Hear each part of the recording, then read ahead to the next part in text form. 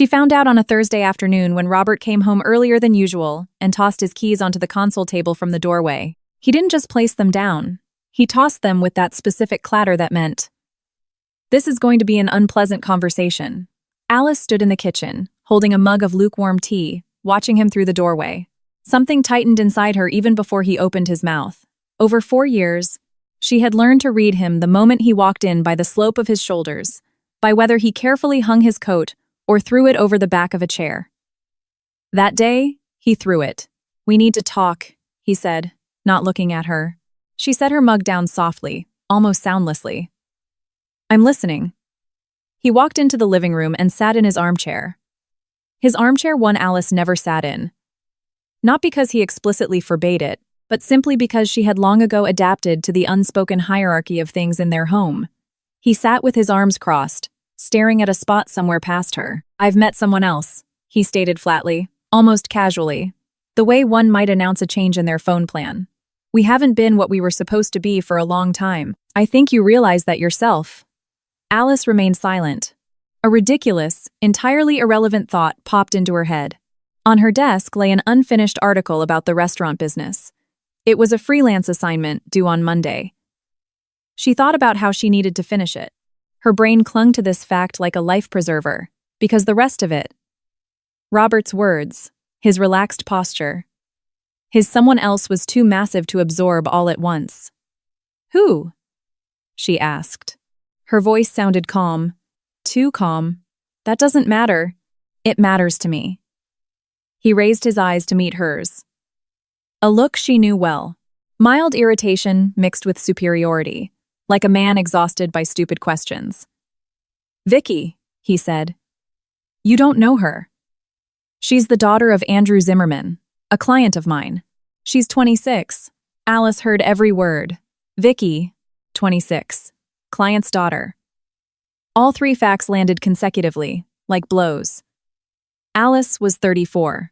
She had lived with this man for 4 years, and in that minute she understood that in his coordinate system, this was always just a matter of time. "Are you leaving?" she asked. He hesitated slightly. "The condo is mine. I took out the mortgage before we got married. You know that, right?" She did know that. She had known it for a long time. She just never thought that this circumstance would ever rise to its full height and act as a death sentence. "How much time do I have?" "I think you could pack your things this weekend." 2 days. He was giving her 2 days. 4 years of a life together, and 2 days to pack it into boxes. Alice nodded. She didn't cry, not because she was strong, but because the tears would come later, much later, in a rented room in Bushwick, where the walls smelled of other people's lives and cheap paint. At that moment, she just nodded, turned, and walked out of the living room. At the threshold, she paused. "You could have told me sooner," she said without turning around. "What would that have changed?" He called back. She didn't answer. She just walked into the bedroom and started pulling her suitcase down from the top shelf. The story didn't start as a tragedy, though. It started the way all stories that later cause the most pain begin, beautifully. Alice was 29 when they met at a mutual acquaintances party in Tribeca. It was one of those classic New York parties where it's immediately unclear who knows whom. Everyone is roughly the same age. Everyone runs in the same circles, and they all talk simultaneously while sipping Prosecco from tall flutes. The hosts were passionately recounting a recent trip to Lisbon. Someone put on jazz. Alice stood by the window with a glass, looking down at the snowy street below. Street lamps blurred by the snowfall, yellow halos of light on the white asphalt, and a quiet beyond the glass that felt impossible amidst the noise of the party. "You're the only person in this room looking out there instead of in here," someone said beside her. She turned. Robert Sterling was the kind of man you remember. Tall, impeccably dressed, a dark blazer, a crisp white shirt without a tie, the top button undone just enough to look simultaneously casual and deliberate. His face was open, carrying that specific brand of confidence that draws you in rather than pushes you away. Early 30s, a slow smile, as if he deliberately paused before smiling, so you had time to realize he was about to do it. "It's more interesting out there," she replied simply, then listening to them talk about Lisbon for the 3rd time tonight. He laughed a genuine, short, unpretentious laugh. "Robert," he said, extending a hand. "Alice." What are you doing here if you think it's more interesting out there? She thought for a second, waiting for the right moment to leave. And if I asked you not to leave? It was an easy-to-read line, maybe a little cliché, but he delivered it in a way that erased the cliché entirely. All that remained was the fact that he was looking at her intently and seriously, not the way a man looks at a stranger at a party, but the way someone looks at a person they intend to remember. She stayed. They talked almost until midnight, standing by that same window. She told him about her job at a small online magazine, how she had always wanted to try writing something of her own, not articles for other publications, but something real and breathing. He listened the way very few men know how to listen, not waiting for a pause to interject his own thoughts, but truly listening, tilting his head slightly, occasionally asking a short, precise question. He worked in real estate development, speaking briefly about his own boutique firm, nothing special, just work. Alice would later realize this was the first red flag. He knew how to minimize himself at the exact right moment, creating the illusion that the person across from him was the more interesting, more significant one. It was a talent. A very convenient talent. They parted ways at the lobby downstairs. He called her an Uber, got her number, promised to call, and did so the very next day. His courtship over the next 3 months was, to be honest, flawless. He knew how to surprise her without being tacky. Not an overwhelming bouquet of generic roses, but a single dark burgundy peony bought near the subway and handed to her for no reason. Not a Michelin-starred restaurant just to check a box, but a tiny, intimate Italian spot in the West Village where he knew the owner. They sat at a corner table under low lighting and talked for 3 hours straight. He remembered details: what movie she had mentioned last time, the fact that she hated cilantro. It felt like attention. Later, Alice would understand it was something else entirely: data collection, cartography. But at the time, it felt like attention. When he suggested she move in with him, they had been dating for 6 months, she agreed without much hesitation. The condo on the Upper West Side was gorgeous, spacious, with high ceilings and bookshelves that reached the top. It made an impression. Robert lived alone, was incredibly neat, knew how to cook a perfect risotto, and never left dirty dishes in the sink. Alice's parents lived in Columbus, Ohio. Her mother was thrilled that her daughter had settled down so well. Her friends were envious, but in a good way. Everything was falling into place. The wedding took place a year after they met. Intimate. About 40 people. A beautiful venue in Midtown Manhattan. A white dress with a simple silhouette. She didn't like anything puffy, opting for minimalism. Robert looked at her that day in a way that took her breath away. Her mother cried tears of joy. The photos turned out stunning. Alice would later look at those pictures and think, here. I didn't know yet. And here. And here too. The first alarm bell, not alarming, but rather strange, rang about 3 months after the wedding. Alice had met up with her friend Natalie. They had known each other since college and saw each other infrequently but warmly. They sat in a coffee shop in Williamsburg, chatting about everything under the sun. Alice got home around 9:30, an hour later than she had intended. Robert was sitting in the living room. The TV was off. He wasn't reading. He wasn't looking at his phone. He was just sitting. "Why didn't you let me know you'd be late?" he asked. "I sent you a text. You didn't reply." "Nat and I just got carried away talking," Alice said, taking off her jacket. "Carried away." He pronounced the words strangely, with a faint irony, as if they belonged in air quotes. "Robert, we had a lot to catch up on. We haven't seen each other in 3 months." Understood. The conversation ended. No scandal, no raised voices. Just that understood short, closed off, with a cold core. She decided he was just tired, that he'd had a hard day, that she shouldn't have been late, and that she should have called. That night, she apologized first. Later, she spent a long time wondering why. The following months fell into their own rhythm. Robert worked a lot, came home late, sometimes in great spirits, sometimes withdrawn. Alice continued working at the magazine, managing her column, writing. On the surface, everything looked normal. But inside, on a sensory level, something was shifting imperceptibly. The first concrete episode, the one she would later label in her mind as the beginning, happened on a November evening in their 2nd year of marriage. Alice had written a piece, a massive piece she had spent weeks on. It wasn't an assignment, it was her own. A long read about New York entrepreneurs who started from zero in the dot-com era and built something real. She had conducted interviews, traveled for meetings, recorded, and meticulously structured the narrative. It was the first thing in a long time that she truly loved in a professional sense. She printed the draft 120 pages, filled with notes and sticky tabs, exactly how she liked to work. On a Friday evening, Robert came home early, in a great mood, holding a bottle of wine. He suggested they go to their friends Arthur and Claire's place for dinner. "I can't tonight," Alice said. "I want to finish this section while the thoughts are fresh." "What section?" "The 4th chapter. It has the interview with Miller, and I want to get the transitions right." Robert picked up the manuscript from the desk without asking. He just took it and flipped through a few pages. "And what are you planning to do with this?" he asked. "Finish it, then pitch it to the Atlantic, or maybe the New Yorker." He dropped the manuscript back onto the desk with a light, almost dismissive thud. "Alice, they're not going to take this." "Why not?" "Because it's amateurish. Look at the length, the structure. It doesn't fit the format of a serious publication. You're just wasting your time." She felt a prick inside. Not sharp pain yet, but noticeable. "You read 3 pages. That was enough. Don't be offended. I'm just being honest. It's better than you getting rejected and being upset." "I'm not offended," she said. "I just disagree with your assessment." He shrugged. "All right. We're going to Arthur's." She went. They spent the evening at their friend's place, and everything was fine. Robert was charming and witty, as he always was in company. And Alice almost forgot about the conversation.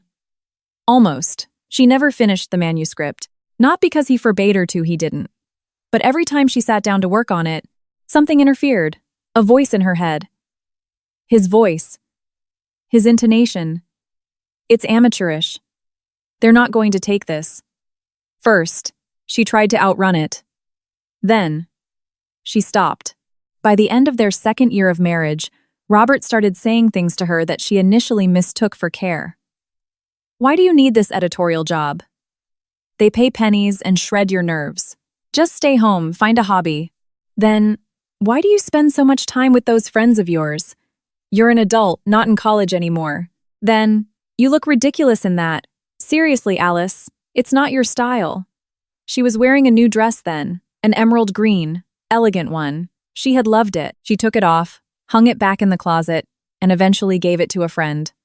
The hardest and most destructive part wasn't any single act of cruelty. It was the accumulation. Tiny, systematic, almost imperceptible in isolation. He didn't hit her, didn't blatantly insult her, didn't scream. He worked with more finesse, a slight mockery of her opinion in front of others. "Alice is our resident expert on everything," he'd say with a smile, like it was a joke. Or, "Are you really starting this again? Do you even know what you're talking about?" Spoken quietly, almost gently. So perfectly calibrated that you couldn't call him out on it. So perfectly that she began to think, maybe he's right. Maybe I don't understand. There was one evening she remembered vividly. Robert had invited 3 business partners over for dinner. She had set the table, done everything right. At some point, the conversation shifted to real estate, the market, and Alice, who was already thinking about starting her own small copywriting agency, drafting business plans in her notebook, chimed in with a thought about content marketing for mid-sized developers. Just 3 sentences, just adding to the conversation. Robert looked at her, then at his partners, and laughed. "Alice is a strategist now," he said, with an intonation that turned the word into a slur. "Writes a column for a webzine for 3 years, and now she knows how to build a business." The men smiled politely. One of them, Ian, a heavy-set man in a sharp suit, even muttered, "Well, why not? It's an interesting idea." But Robert had already steered the conversation elsewhere, acting as if nothing had happened. Alice finished her water, stood up, and excused herself to the kitchen. She stood by the window, looking out at the night street. Cars, streetlights, normal life behind the glass. Inside her, it was dead quiet and very bad. After the guests left, Robert washed the dishes. He did that sometimes a gesture of goodwill. "Why did you meddle in that conversation?" he asked without turning around. "I just said what I thought." Alice, these are businessmen. They operate on a different level. You embarrass them with your amateur hour. Ian said the idea was interesting. Ian is a polite man. She fell silent. He dried his hands and went to the bedroom. She stayed, standing by the sink. By the 3rd year of their marriage, she barely saw her mother. Not because Robert explicitly forbade it, that would have been too crude, too obvious. He simply always found a reason. We have Arthur and Claire coming over this weekend. Did you forget? Your mom can wait. Or, you're seriously flying to Columbus for 3 days? Who's gonna feed me? Accompanied by a chuckle. But a chuckle that contained a demand. Why do you go to her every other month? She's not sick. She doesn't need you that often. Her mother would call. Alice spoke to her briefly if Robert was home, longer if he wasn't. Eventually, she noticed she was scheduling the calls around his routine, and she couldn't pinpoint when exactly this had become her normal. The manuscript vanished in April of their 3rd year. Alice came home from work, reached for the printout. It wasn't on the desk. She checked the drawers, the shelf. Nothing. Robert, have you seen my papers? The thick stack? I threw it out, he said, not looking up from his laptop. You what? Why? It was cluttering the desk. It had been sitting there for 6 months, which means you didn't need it. Alice stared at him. That was my work. It was garbage taking up space. Robert, there were 120 pages there. I spent half a year researching that. Alice. He looked at her over the top of his screen. You know it wasn't going anywhere. You didn't believe in it yourself, or you would have sent it off long ago. I did you a favor. She stood in the doorway of the office and couldn't form a single word. Not because she had nothing to say, but because there was too much. Everything all at once, lodged in her throat like a stone. She just turned and walked away. That night, she lay staring at the ceiling. Next to her, Robert slept quietly, peacefully, completely unburdened by guilt. Alice stared at the ceiling and thought, I think I hate him. And immediately after, no, I must be misunderstanding something. He's probably right. The manuscript probably was garbage. It was called gaslighting. She would learn the term later, a year after the divorce, stumbling upon an article online. She would read it, reread it, sit down and slowly drink a glass of water, and then type a few more words into the search bar, discovering that everything she had perceived as her own inadequacy, her failures, her inability to be a normal wife, all of it had a clinical name and an explanation. But that would be later. Vicky appeared in his life. Alice later calculated about 6 months before that conversation in the living room. Andrew Zimmerman, Robert's client, brought him to his country club in Westchester to play tennis on Sundays. His daughter hung around there sometimes. Young, effortless, unmarried. Everything was easy, close, convenient. Alice hadn't suspected a thing. By then, she knew better than to ask unnecessary questions. That was also a result of those 3 years. Not a harsh prohibition, but a slow conditioning that her questions equaled neuroticism, suspicion, and instability. You're obsessing with control again, he'd say, when she simply asked what time he'd be home. You're acting like a detective, he'd sigh, when she casually noticed an unknown number on his screen. She had learned not to ask, and because of that, she didn't know. On Saturday, as she packed her bags, Robert sat in the living room watching football. He didn't offer to help, showed no discomfort. He only poked his head into the bedroom once and said, "Leave the TV in the bedroom. I bought it." "I wasn't planning on taking it," Alice replied. She packed her clothes, her books, her laptop, and a few toiletries into 2 suitcases and a backpack. She looked around the room, 4 years of a life, and realized she didn't want to spend another second in it. That, perhaps, was the only thing she was later grateful to him for. He didn't give her the chance to stay. At the front door, she turned back. He stood in the hallway, hands in his pockets, perfectly calm. "You never quite measured up to me," he said, without cruelty. Almost tiredly, stating it as a fact. "I just put up with it for too long." Alice looked at him. A long, intent look, the way one looks at a stranger, feeling for the first time no fear of being judged for the stare. "Good luck, Robert," she said, and walked out. She barely remembered the first 2 months. A rented room in Bushwick. The landlady, an older woman with a cat, didn't ask questions. Rent was due on the 1st. The rest wasn't her business. The room was tiny, with a single window facing an alleyway where a stubborn, sickly tree grew. Alice would wake up, stare at the tree, drink coffee, and think about how she needed to do something. Then she would lie back down. By sheer inertia, she commuted to the magazine, wrote her articles, came back, ate whatever she could find. Her mother called every day, begging her to come back to Ohio. Just live with us for a while, rest up. Alice refused. Not out of pride, but because she couldn't even explain to herself what was happening to her. She was intact. Physically intact, not starving, employed. But inside, there was something akin to a void, not a sharp pain, but a dull, localized ache, like when you've been hurting so long you stop noticing the source. One night she couldn't sleep. She thought about the manuscript, those 120 pages. She suddenly realized she couldn't remember what they were about. A few sentences, a few names of the interviewees, but the actual structure, the carefully crafted narrative, it had dissolved. Robert had thrown out the hard copy, and Alice had never properly organized the digital files, leaving them in scattered drafts. Now, opening the folder, she only saw fragments. She didn't cry. She just sat at the desk and stared at the glowing screen.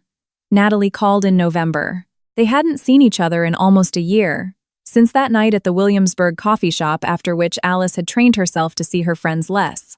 Natalie had heard about the divorce through mutual friends. She called and said, "I'm not going to pry, just letting you know I'm here." Alice stayed quiet for a moment, then said, "Let's meet." They sat in the same coffee shop. Natalie didn't interrogate her. She just listened. Alice spoke, cautiously at first, then more, then a flood. As if a valve that had been rusted shut suddenly burst open. She talked about the manuscript, about the public humiliation in front of Ian, about the whispered phone calls to her mother when Robert was in the other room, about the green dress she had given away because he said she looked ridiculous in it. Natalie listened and didn't interrupt. At the end, she said, "Alice, there are specific clinical words for what he did to you. Do you know that?" "I know. I learned recently. And what are you going to do about it?" Alice held her mug, feeling the warmth against her palms. "Live," she said. "There aren't any other options." She found a new job through a friend of a friend. A boutique content agency called Lexicon was hiring remote copywriters. Alice wrote a test, pitched 3 articles in 3 days. They hired her. The pay wasn't massive, but it was stable. She wrote website copy, articles, press releases. It wasn't the journalism she had dreamed of, but it was hers. Solely hers. Free from anyone's opinion on whether it was going anywhere. 4 months later, they brought her on staff as an editor, then handed her her first client account, then a second. She worked constantly. Not because anyone forced her, but because the work gave her a feeling she had almost forgotten. "I am doing something I know how to do. It is needed. It works." By the spring of the following year, she rented a small 1-bedroom apartment in Park Slope, on the top floor, with a view of Prospect Park. When she paid the first month's rent out of her own independently earned money, she just stood by the window and looked at the trees. She didn't say anything out loud. She just memorized the feeling. Matthew Sterling appeared in her life about 8 months after she moved into the Park Slope apartment. By that time, Alice was no longer just an employee at Lexicon. She had registered her own LLC, assembled a small team of 3 freelance writers she knew personally, and began operating as an independent agency. She called it simply Miller and Partners, using her maiden name, which she had reclaimed after the divorce. Sterling called through an agency portal. His company, Sterling Group, needed an advertising campaign for the launch of a new residential complex in Westchester. The task wasn't trivial. The target audience: families, the core values, space, security, community, not just selling square footage. Alice took the call herself, spoke with him for 20 minutes, and realized the project was genuinely interesting. They scheduled a meeting. He came to her tiny, cramped office in the Lower East Side himself, without an assistant, without an entourage. That surprised her. A man around 45, athletic, wearing a well-tailored but understated suit. He spoke with absolute clarity, and listened the same way. Alice gave a brief presentation. He asked precise, substantive questions, not a single rhetorical one. When she finished, he looked at the mock-up on the screen and said, "This is the first time in 3 agency meetings that someone has shown me a concept rather than a visual template." "That's because the concept comes first," Alice replied. "Agreed. Let's work together." They signed the contract a week later. For the first month, it was purely professional interaction. Meetings, revisions, approvals. Alice saw that he was attentive to detail and had zero tolerance for vague phrasing, but at the same time, he never micromanaged. He gave her team the space to make creative decisions.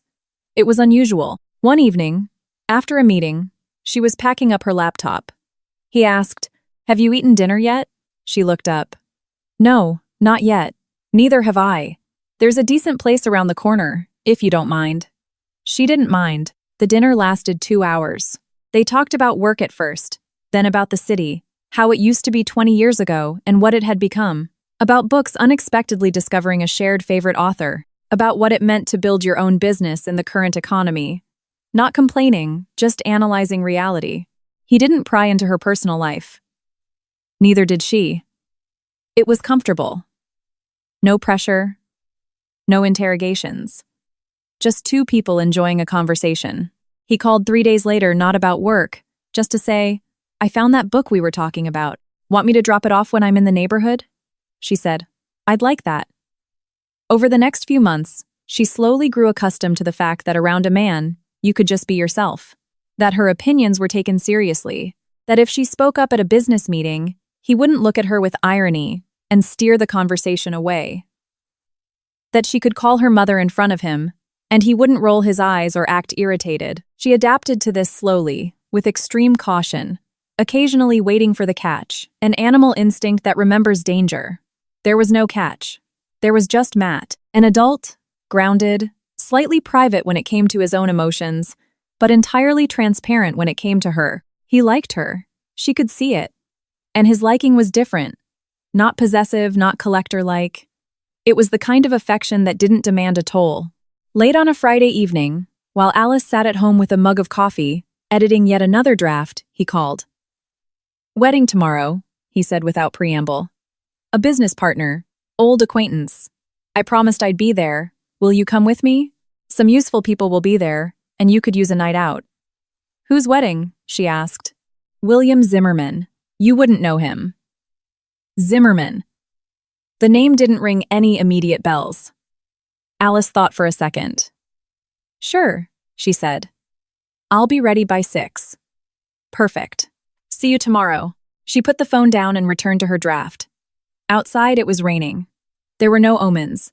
She woke up before her alarm the next morning. The sun was already piercing through the linen curtains, throwing long rectangles of light across the floor. Alice lay there for a few minutes, listening to the silence of her apartment. Saturday. The distant hum of the park outside. A muffled car horn. The day promised to be warm, one of those rare mid-autumn days in New York when the sky remembers it isn't tired of being clear just yet. She got up, made coffee. While she was washing her face, she noticed an open folder of documents on her desk, in the small study edits for a new text she needed to hand off to Kyle on Monday. Alice looked at the folder, closed it, and pushed it to the edge of the desk. No work today.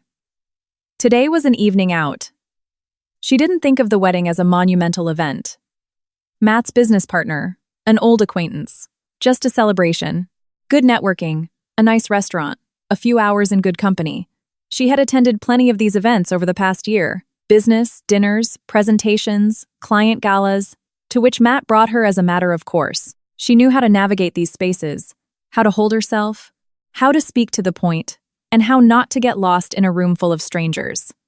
2 years ago, she didn't possess this skill. Or rather, she did, but it had been buried under such a thick layer of someone else's evaluations that she couldn't find it. 2 years. She thought about it sometimes. Not with bitterness, but with quiet awe.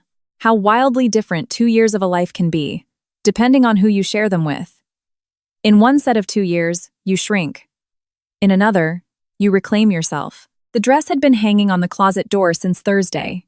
She had taken it out in advance, checking for wrinkles or loose threads. Dark red, almost burgundy in the shadows, a brilliant crimson in the light. Matt had brought it back from Milan in March, just because, No occasion which was his style. Gifts not for anniversaries or holidays, but simply because he saw it and thought of her. The dress was made of heavy silk, open-backed, with a clean, minimalist cut that demanded a confident posture. On the hanger, it looked unassuming. On her, it was entirely different. Alice showered, dried her hair, and styled it herself. A few years ago, she would have rushed to a salon, stressed out, forced them to redo it. Now, she just took a brush and a blow-dryer, pinning back the strands at her temple with a small pearl clip. Her hair fell in soft waves just below her shoulders. Minimal makeup. Foundation that matched her skin exactly, a touch of contour on the cheekbones, dark rose lipstick. She hated heavy evening makeup. It always felt like a mask to her, not an enhancement. She put the dress on half an hour before Matt arrived, zipped up the delicate side zipper, adjusted the neckline, and turned to the mirror. In the mirror stood a woman she recognized. It sounds cliché, and she knew it, but she still paused on the thought. Recognized not in the sense of there is my reflection, but in a deeper, essential way. Here I am, the one who knows how, the one who decides, the one going where she wants tonight, with whom she wants, wearing what she wants. And nobody is going to tell her it looks ridiculous or isn't her style. She sprayed a little perfume on her wrist. Narciso Rodriguez. The dark glass bottle sat on her vanity. A warm scent, notes of wood and white musk. She slipped on black stilettos with thin ankle straps. She transferred her essentials, phone, keys, cards, lipstick into a small black leather clutch. The doorbell rang at exactly 6. Matt wore a dark charcoal suit and a crisp white shirt. No tie. He rarely wore them, calling them a relic. He looked at her for a second in total silence, that specific look of his that, even months later, still made her lose her balance just a little. "Ready?" he asked. "Ready?" He held the lobby door for her, then the car door. Not performatively, just smoothly, the way a man does when it's second nature. The car was black, quiet on the inside, with a leather interior that smelled slightly of citrus and wood. She had never asked what the scent was, but it had long become her personal association with safety. They drove toward Manhattan. The city on a Saturday evening was in its prime form, not frantic like a weekday, but unhurried, illuminated, with glowing storefronts and couples strolling the avenues. Matt occasionally dropped a comment about the host. William Zimmerman, the groom, was an old connection from his early development days. A boisterous guy who loved spectacle. "Prepare yourself for a live band and toasts until midnight," Matt warned. She laughed. He kept his hand over hers on the center console, just holding it lightly, the way you hold something you're used to keeping safe. "George Stanton will be there," Matt said, as they turned onto Fifth Avenue. "We started negotiating a project with him last week. I want to introduce you. He's a useful connection, and I think he's looking for a firm to handle the copy and branding for a new complex." "Tell me more." "I'll brief you when we spot him. Don't want to get the details wrong right now." She nodded. Outside the window, familiar streets glided by, street lamps reflecting in the wet asphalt. It had rained earlier in the day, but dark puddles still lingered, trembling mirrors catching the city lights. The car turned, and Alice suddenly recognized the perspective of the street. Wide sidewalks. The facade of a building with an awning she remembered. The North Star. She had been here twice. Once for a magazine corporate dinner. The second time, with Robert for their 3rd anniversary, he had chosen it, bragging that he knew the sommelier. That evening had actually been decent. One of the few she remembered without a bitter aftertaste. They had even danced at the end of the night. And for a few hours, Robert had morphed back into that charming man from the Tribeca party. Something tightened in her chest. An ugly, brief spasm, like accidentally pressing on a bruise that hadn't fully faded. She looked away. It's just a coincidence. It's a huge, popular venue. They host dozens of events. It means nothing. Matt handed the keys to the valet and killed the engine. "Everything all right?" he asked. He always sensed her shifts in mood. "Yeah," she said. Just lost in thought. They stepped out.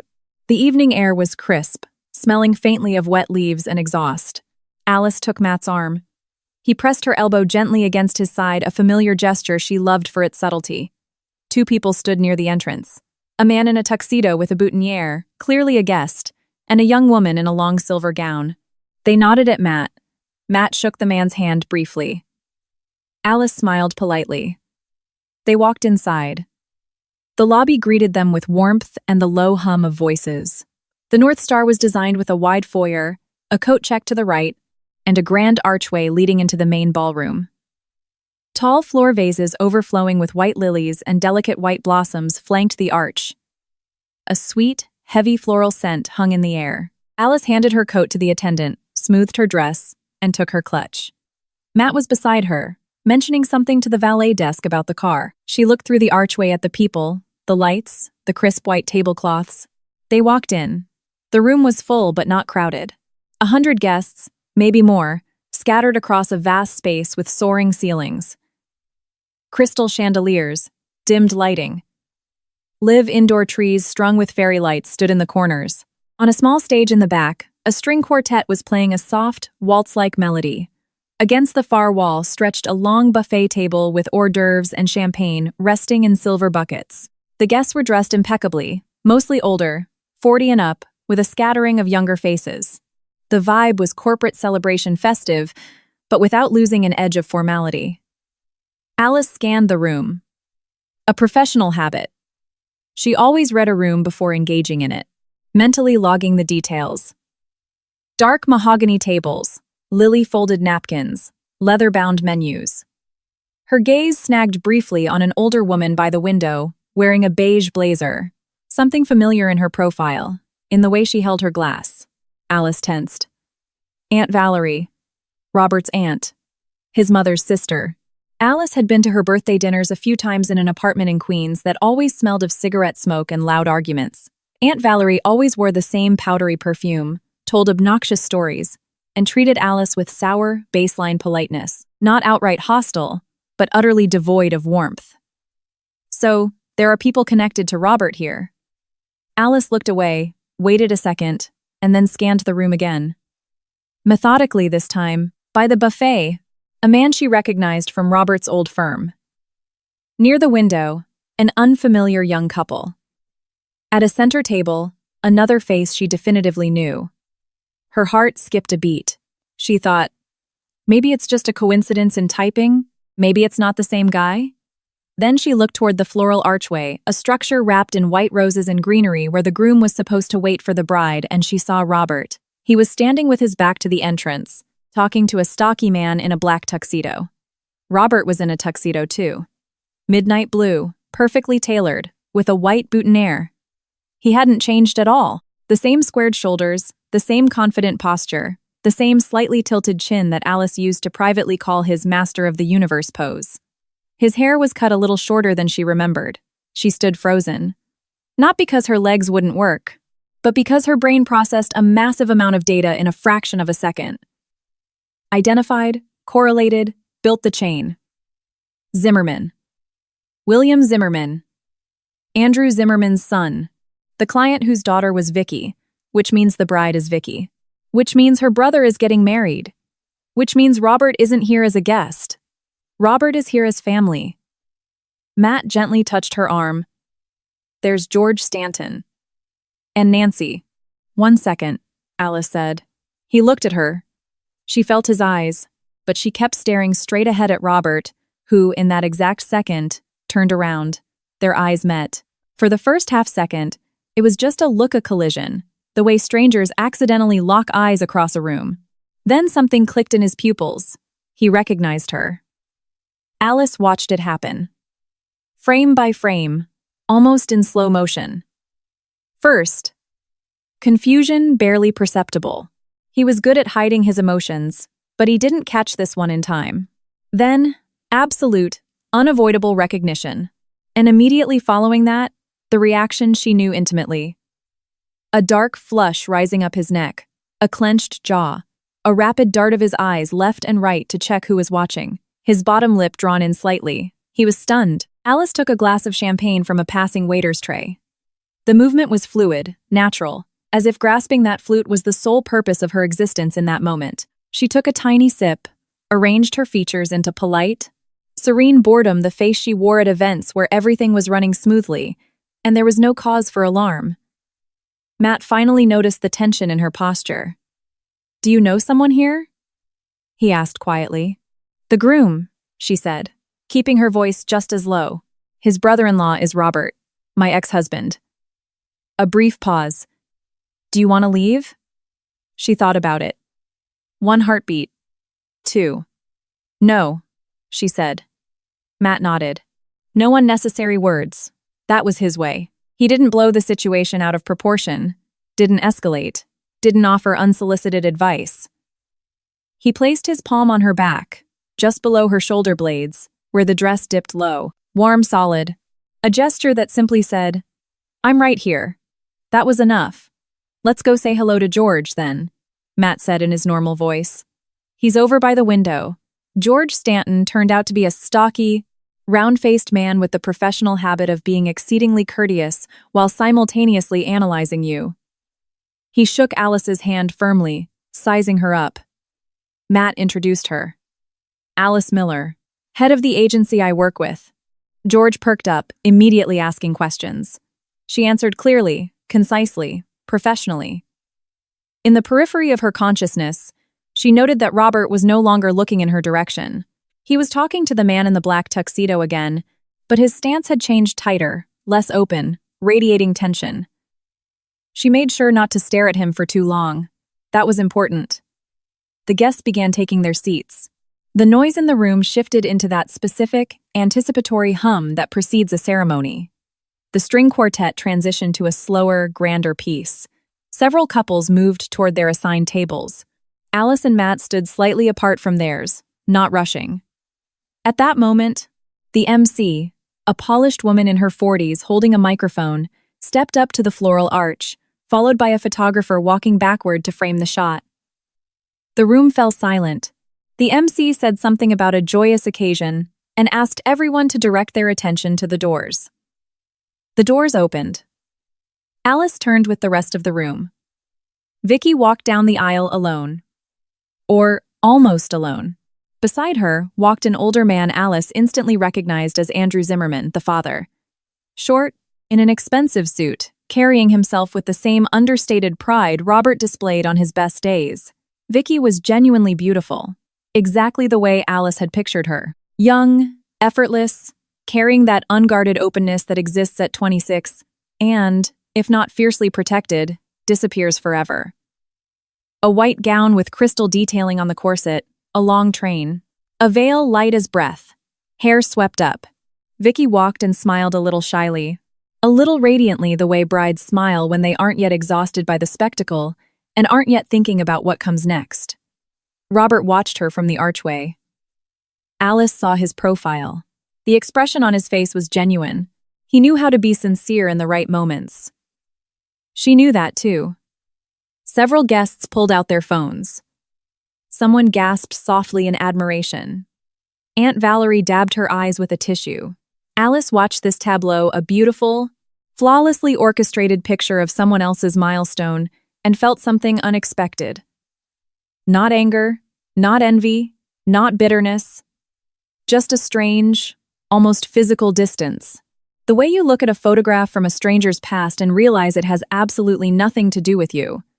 That, perhaps, was the best thing she felt all evening.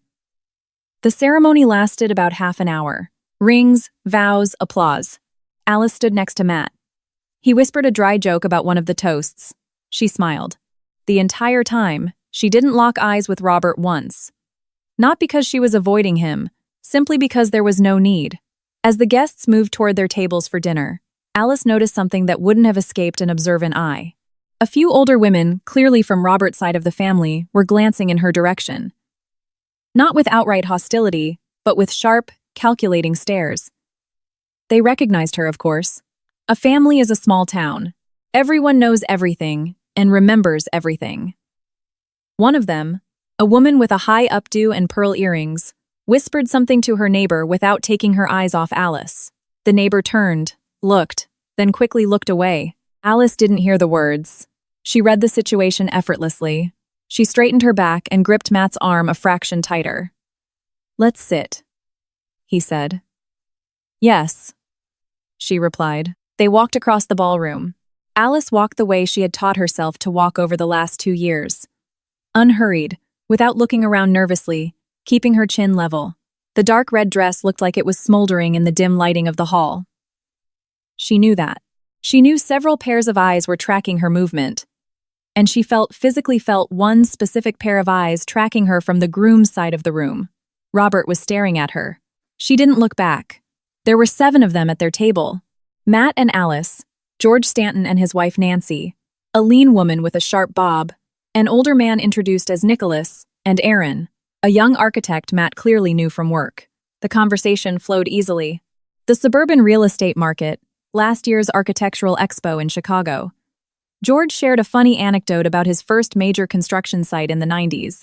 Alice seamlessly joined the conversation, asking Aaron about a project of his she'd seen in an industry magazine. He lit up and started explaining the schematics. Matt watched her out of the corner of his eye. She knew that look. It was akin to deep satisfaction. Waiters brought around the starters, thin slices of salmon on rye crisps, marinated artichokes, arugula carpaccio. The string quartet played softly in the background. A few couples got up to dance. Dance? Matt asked. A little later, she said. Let me finish this artichoke. He laughed. Everything was fine. Everything was exactly how a stranger's party should be when you are comfortable and nobody owes you anything. Alice ate her artichoke, listened to Nicholas, watched the dancers, and slowly, gradually, the tension that had gripped her at the entrance began to dissipate. Later, they did dance. A slow, slightly old-fashioned waltz played by the live violinist. Matt led confidently, without making a show of it. He was a good dancer, but didn't demand an audience. Alice rested her hand on his shoulder. He held her waist. Close, warm. They moved to the beat. Several couples spun nearby, including the newlyweds and Robert and Vicky.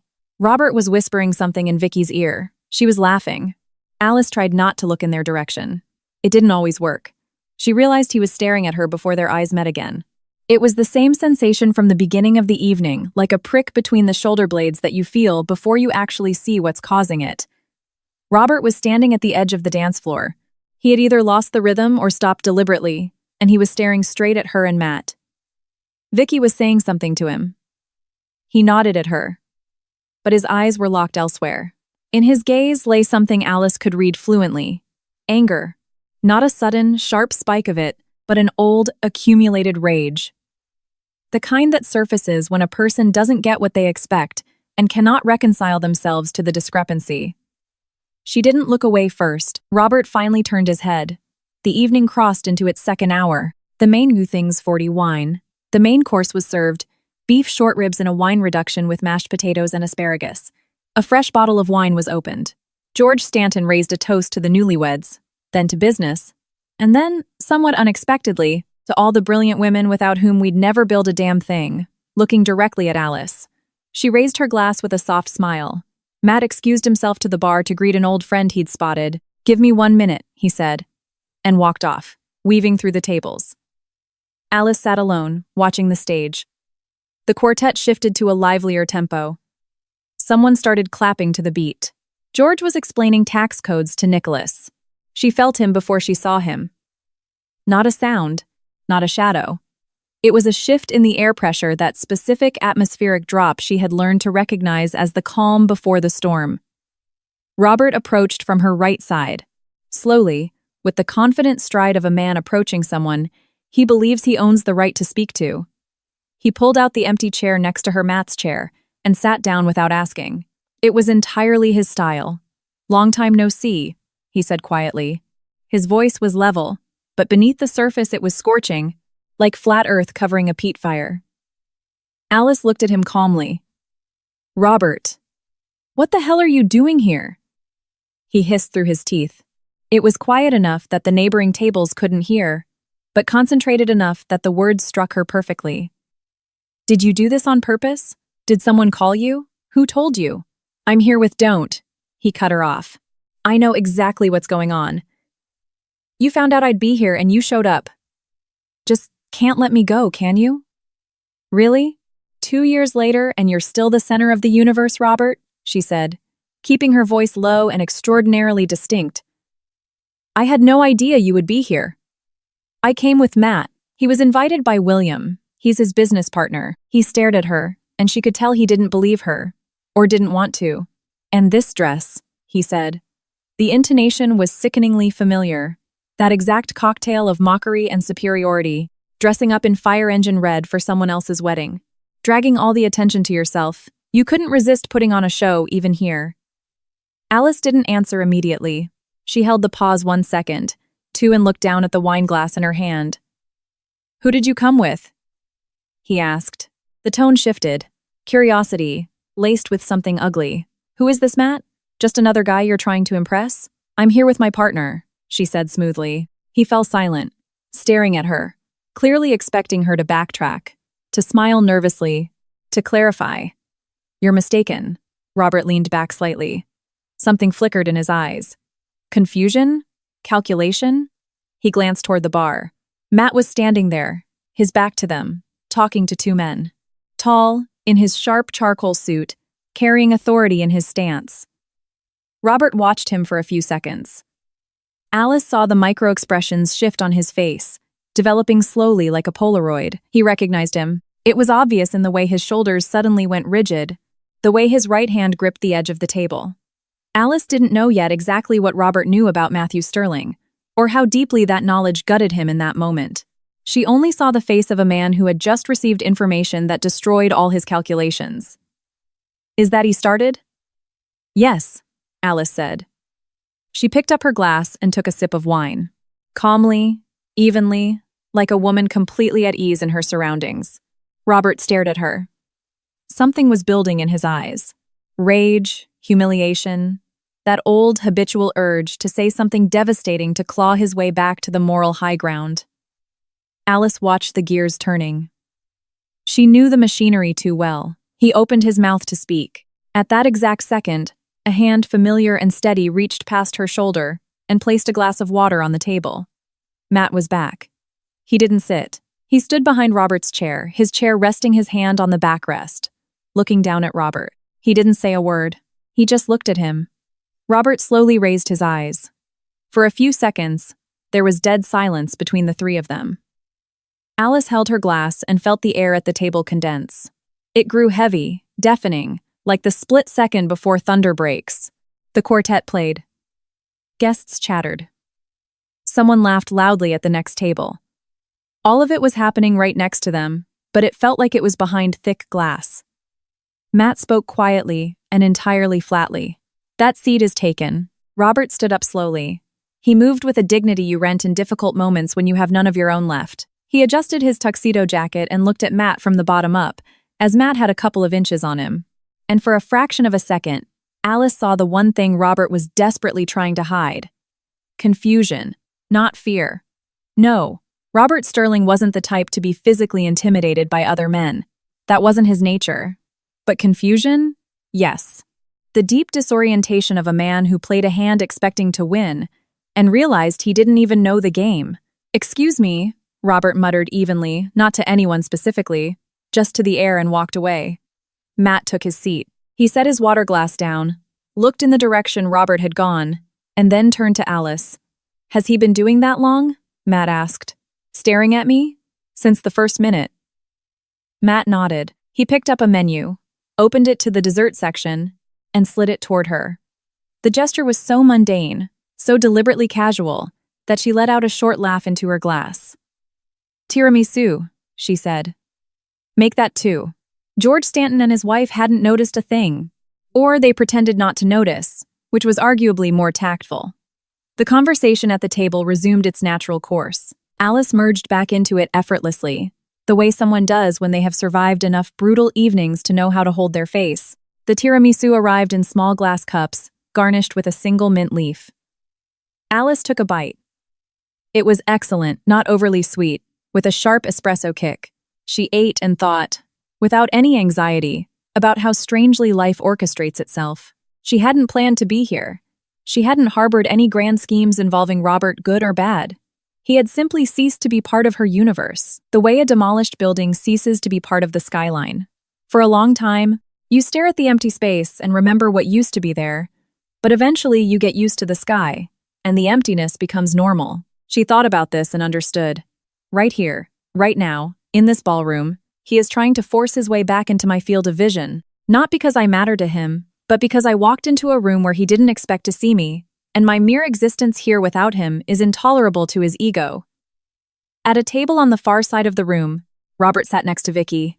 She held his hand, speaking animatedly, smiling.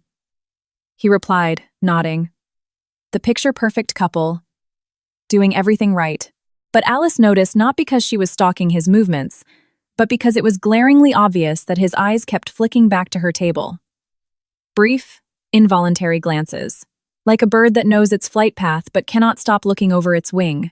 The quartet changed the tempo again.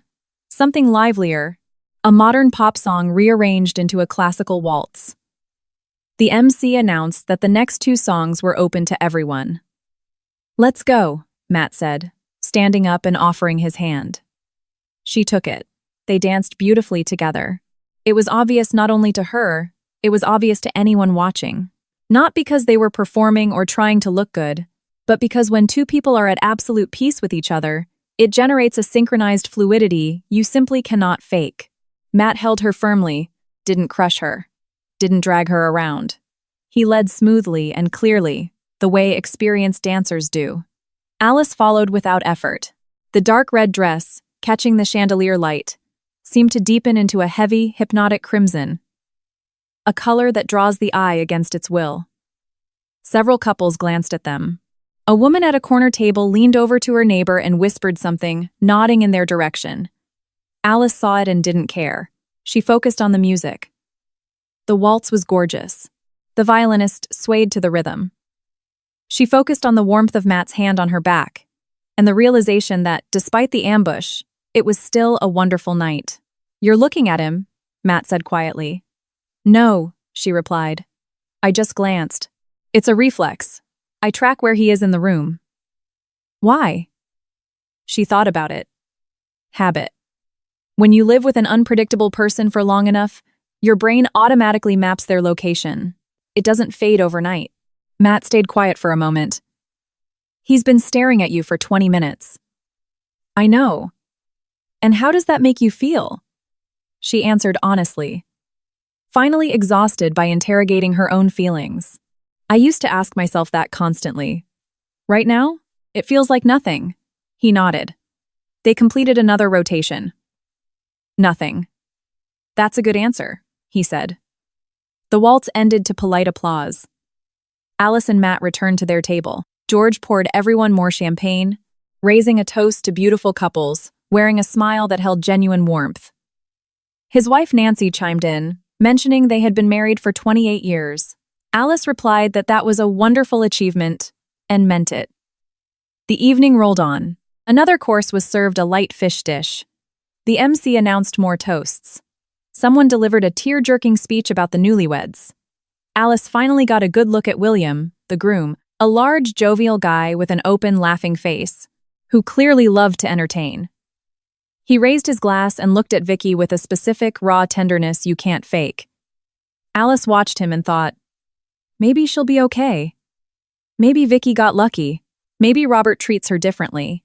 She allowed herself the thought, but instantly realized she didn't really believe it. Not out of malice, but because she knew exactly how the machinery of a man like that operated. People don't fundamentally rewire themselves just because they change partners. They change when they dismantle their own ego. And Robert had never even noticed his. But that's not my problem anymore.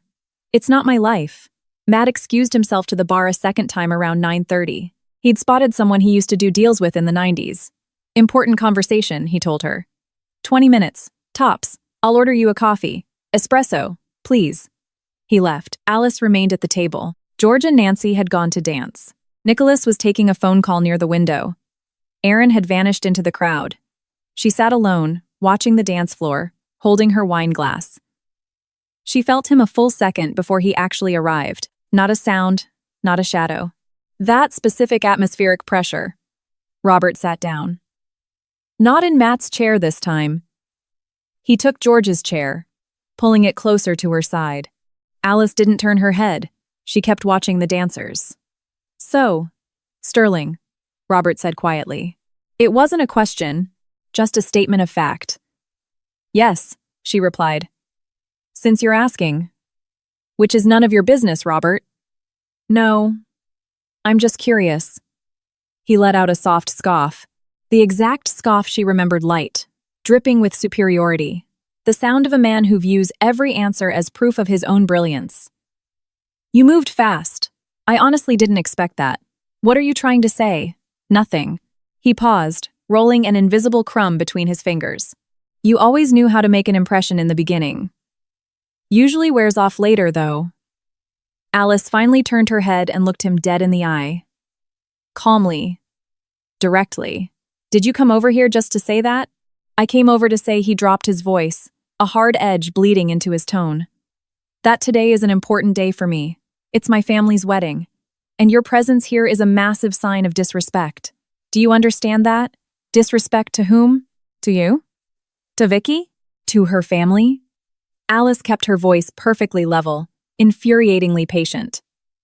Robert, I came as Matthew Sterling's +1 to his business partner's wedding. I didn't know you were tied to this. I know now. But you are the one approaching me for the second time tonight. Because you couldn't stand not to, she cut him off. Because it bruised your ego. That's what this is about. A beat of silence. His face morphed into something she rarely saw but knew intimately. The look he got when something struck a direct hit to his pride and he didn't have a canned retort ready. His features locked down, like a heavy vault door slamming shut from the inside. Bruised my ego, he repeated. Hilarious. You're sitting here in that red dress that you... He waved a hand dismissively. That you obviously chose on purpose. Because you always knew how to drag attention to yourself when you felt insecure. Matt bought me this dress in Milan, she said flatly. In March.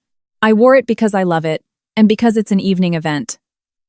That's the entirety of it. Right. Sure, he sneered. Alice felt a wave of exhaustion. Not anger, just profound fatigue. Fatigue with the conversation itself. With the realization that absolutely nothing had changed in the way his brain operated. He still took whatever she said, twisted it, and weaponized it to prove she was the guilty party. It was his superpower. Do you remember? He whispered, leaning in closer. How you cried when I kicked you out? I haven't forgotten. You told me you couldn't make it on your own. You said you had no money to live on. Alice said nothing. And now you're sitting here with Sterling, playing the part of the polished businesswoman, he continued, a vicious smirk playing on his lips. It's obvious, Alice. You found a guy with deep pockets, and he's carrying you. But for how long? That's the question. Wait until he figures out what you actually are. Robert. Her voice was quiet, but the timbre had hardened. Turned to dry ice. Stop. What are you even saying? These words have no value anymore. Not to me, not to you. I've heard the script. You know how to say cruel things and make them sound like objective truth. I used to buy it. I don't anymore. He stared at her. Something was thrashing behind his eyes. Fury, mixed with the disorientation he was trying to bury under the fury. So, you're strong now, he mocked, using that specific cadence she used to fear. Wonderful. I'm not strong or weak, she replied. I'm just here. And you are here. And it would be a great idea for you to go back to your wife right now. He didn't leave. That didn't surprise her. She knew he wouldn't leave right away. He needed the last word. He always needed the last word. Without it, he felt unfinished. Like a sentence missing a period. You do realize he's going to dump you, Robert said, lowering his voice to a venomous whisper. Men like that don't settle for women like you. Women like me? You know exactly what I mean. No kids, no real prospects. What? Your little LLC? He shrugged dismissively. Fine, you run a cute little business. But Sterling needs a family. Kids. He's at that age. And you? Remember what the doctor said? Alice froze. I remember. It was a brutal hit. Intentionally cruel. Precisely because it targeted something she had endured in silence, off stage. A medical diagnosis handed down during their 3rd year of marriage. Not a terminal sentence, but a condition requiring time, intervention, and difficult choices. She had tried to talk to him about it back then, wanted to figure it out together as a team. He had brushed her off. Later. Not now. Later never came. She felt a sharp, piercing pain strike the exact spot that hadn't entirely scarred over. She held her ground. "You just said a uniquely vile thing," she told him quietly. "Do you realize that?" "I'm telling the truth," he replied defensively. "You never could handle the truth." "No," she said. "You say things designed to inflict maximum pain. You confused those two concepts a long time ago." Robert opened his mouth to reply, and suddenly, the expression on his face shattered. He wasn't looking at her anymore. He was looking past her. His jaw clenched tight enough to crack a tooth. "I'm not saying," he started, his voice jumping half an octave higher, suddenly too loud. "I'm not saying you're a bad person. I'm just saying, are we having a discussion?" A voice asked over her shoulder. It was spoken evenly. No threat, no raised volume. Spoken the way a man asks for the time, but something in the absolute dead-level calm of it made Robert cut off mid-sentence. Alice turned. Matt was standing behind her. He held a tiny porcelain espresso cup in his hand for her, as promised. And he was looking at Robert. Not with rage, just studying him. The way a man looks when he is assessing a threat and has already determined it isn't one. Matt placed the cup in front of Alice. He pulled out his own chair and sat down. "Matthew Sterling," he introduced himself, extending a hand to Robert. Courteous, brief. "I don't believe we've formally met."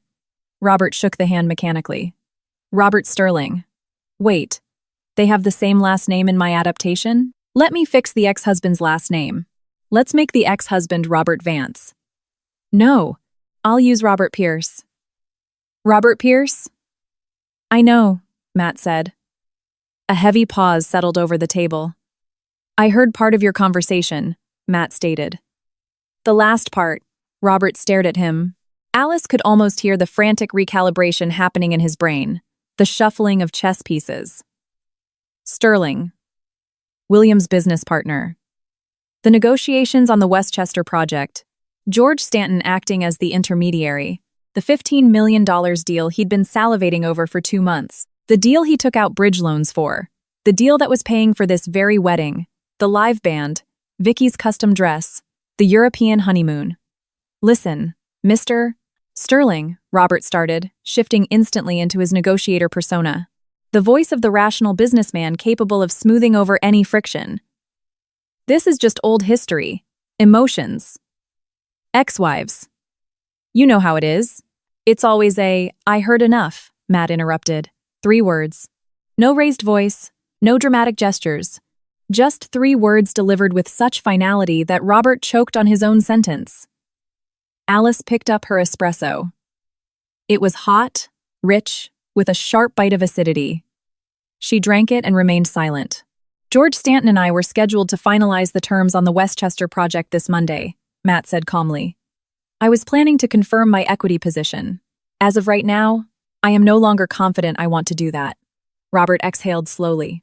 You could see the air leaving his lungs, like a punctured tire. "Do you understand what you're saying?" Robert asked, his voice entirely stripped of its earlier arrogance. "I have an idea." "No, you don't." Desperation began to bleed through his composure. "Mr. Sterling, you have to understand. These are 2 entirely separate spheres. Business is business. Personal is... Not to me," Matt said. "They are the exact same thing. I do business with people. A man's character is the foundation of the term sheet." Robert stared at him. Then, he looked at Alice. In his eyes, she saw something she had never witnessed before. Not rage, not superiority. Something entirely foreign. The realization that the pedestal he had been standing on for the last 20 minutes was a hallucination. The realization that he had been spitting venom at a woman who was currently sitting next to a man carrying a kind of weight Robert couldn't manipulate. "Alice," Robert said. His voice was quiet, stripped of the sneer. Tell him we're fine. We're adults. This is ancient history. Tell him it means nothing." Alice set her espresso cup down. She looked at him, at the man she had once loved, then feared, then dragged around inside her head like a bag of rocks, until, step by agonizing step, she learned how to put the rocks down. She looked at him and thought, he is begging me to save him. Me, the woman he threw out on the street with 2 suitcases and told she never measured up. She could have said something, smoothed it out, deflected the blow. That was her old reflex protecting him from the consequences of his own actions, because otherwise, the fallout would be worse. She knew that reflex blindly. She knew exactly which buttons to press to defuse him. I can't speak for you, Robert, she said. You chose how to behave tonight. He stared at her for a long second. Then, he stood up. He didn't leave immediately. He lingered by the table, as if searching his mental archives for one final argument that could reverse the tide. Finding none, he turned and walked toward the bar. Alice watched him go, not with malice, but simply observing a shadow retreating. Matt didn't say a word. He didn't look at her with pity, didn't whisper it's going to be okay, didn't pull her into a suffocating hug. He just sat next to her and drank his water. And that was exactly what she needed. George Stanton returned from the dance floor with a flushed Nancy, who was fanning herself with a napkin. George sat down, poured himself some water, and joked that a waltz at his age counted as cardio. The conversation picked back up, but Alice noticed that several guests at the adjacent tables turned away a fraction of a second too late. At the bar, Robert ordered something neat. Alice saw the heavy glass in his hand. Across the room, Vicky stood by the window with a bridesmaid, laughing. She clearly hadn't witnessed the exchange. Or not all of it. Aunt Valerie, still in her beige blazer, watched Alice from across the ballroom. Her look was complex. Not hostile, but assessing. The way someone looks at a person they grossly underestimated. Alice broke eye contact. Half an hour later, Robert returned from the bar. He walked over to Vicky and whispered something in her ear. She nodded. He placed his hand flat against her lower back. A possessive, automatic gesture. Vicky stiffened slightly under his touch. Or maybe Alice just imagined it. Maybe she was just shifting her weight. The quartet announced a break. The MC took the microphone, inviting guests to grab a partner for the next set. Husband, wife, or just the good-looking stranger next to you, she joked. The room chuckled. Matt stood up and offered Alice his hand for the second time. She took it. They walked to the center of the floor as the band started up again. A slower tempo this time, a jazz standard. Matt pulled her slightly closer than during the waltz. Or perhaps she just stepped in closer. She rested her head against his shoulder. Not to put on a show for anyone, simply because she wanted to. He mentioned kids, Matt said quietly. Not a question, a statement. Yes. That was a low blow. He knew it was. He knew exactly what he was doing. He always knew where the soft spots were. She stayed quiet for a moment. But you know what's strange?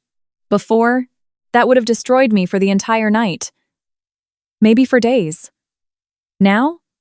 It was just a sting. A sting, but not a collapse. Matt didn't say anything. He just squeezed her hand slightly. They swayed in the center of the room. Alice closed her eyes. She listened to the music, felt the warmth emanating from Matt's chest, smelled the clean, sharp scent of his cologne. Over the past 2 hours, she had done something she hadn't planned or prepared for. She had occupied the same physical space as the man who spent 4 years systematically convincing her she was worthless. And she hadn't shattered. She hadn't broken.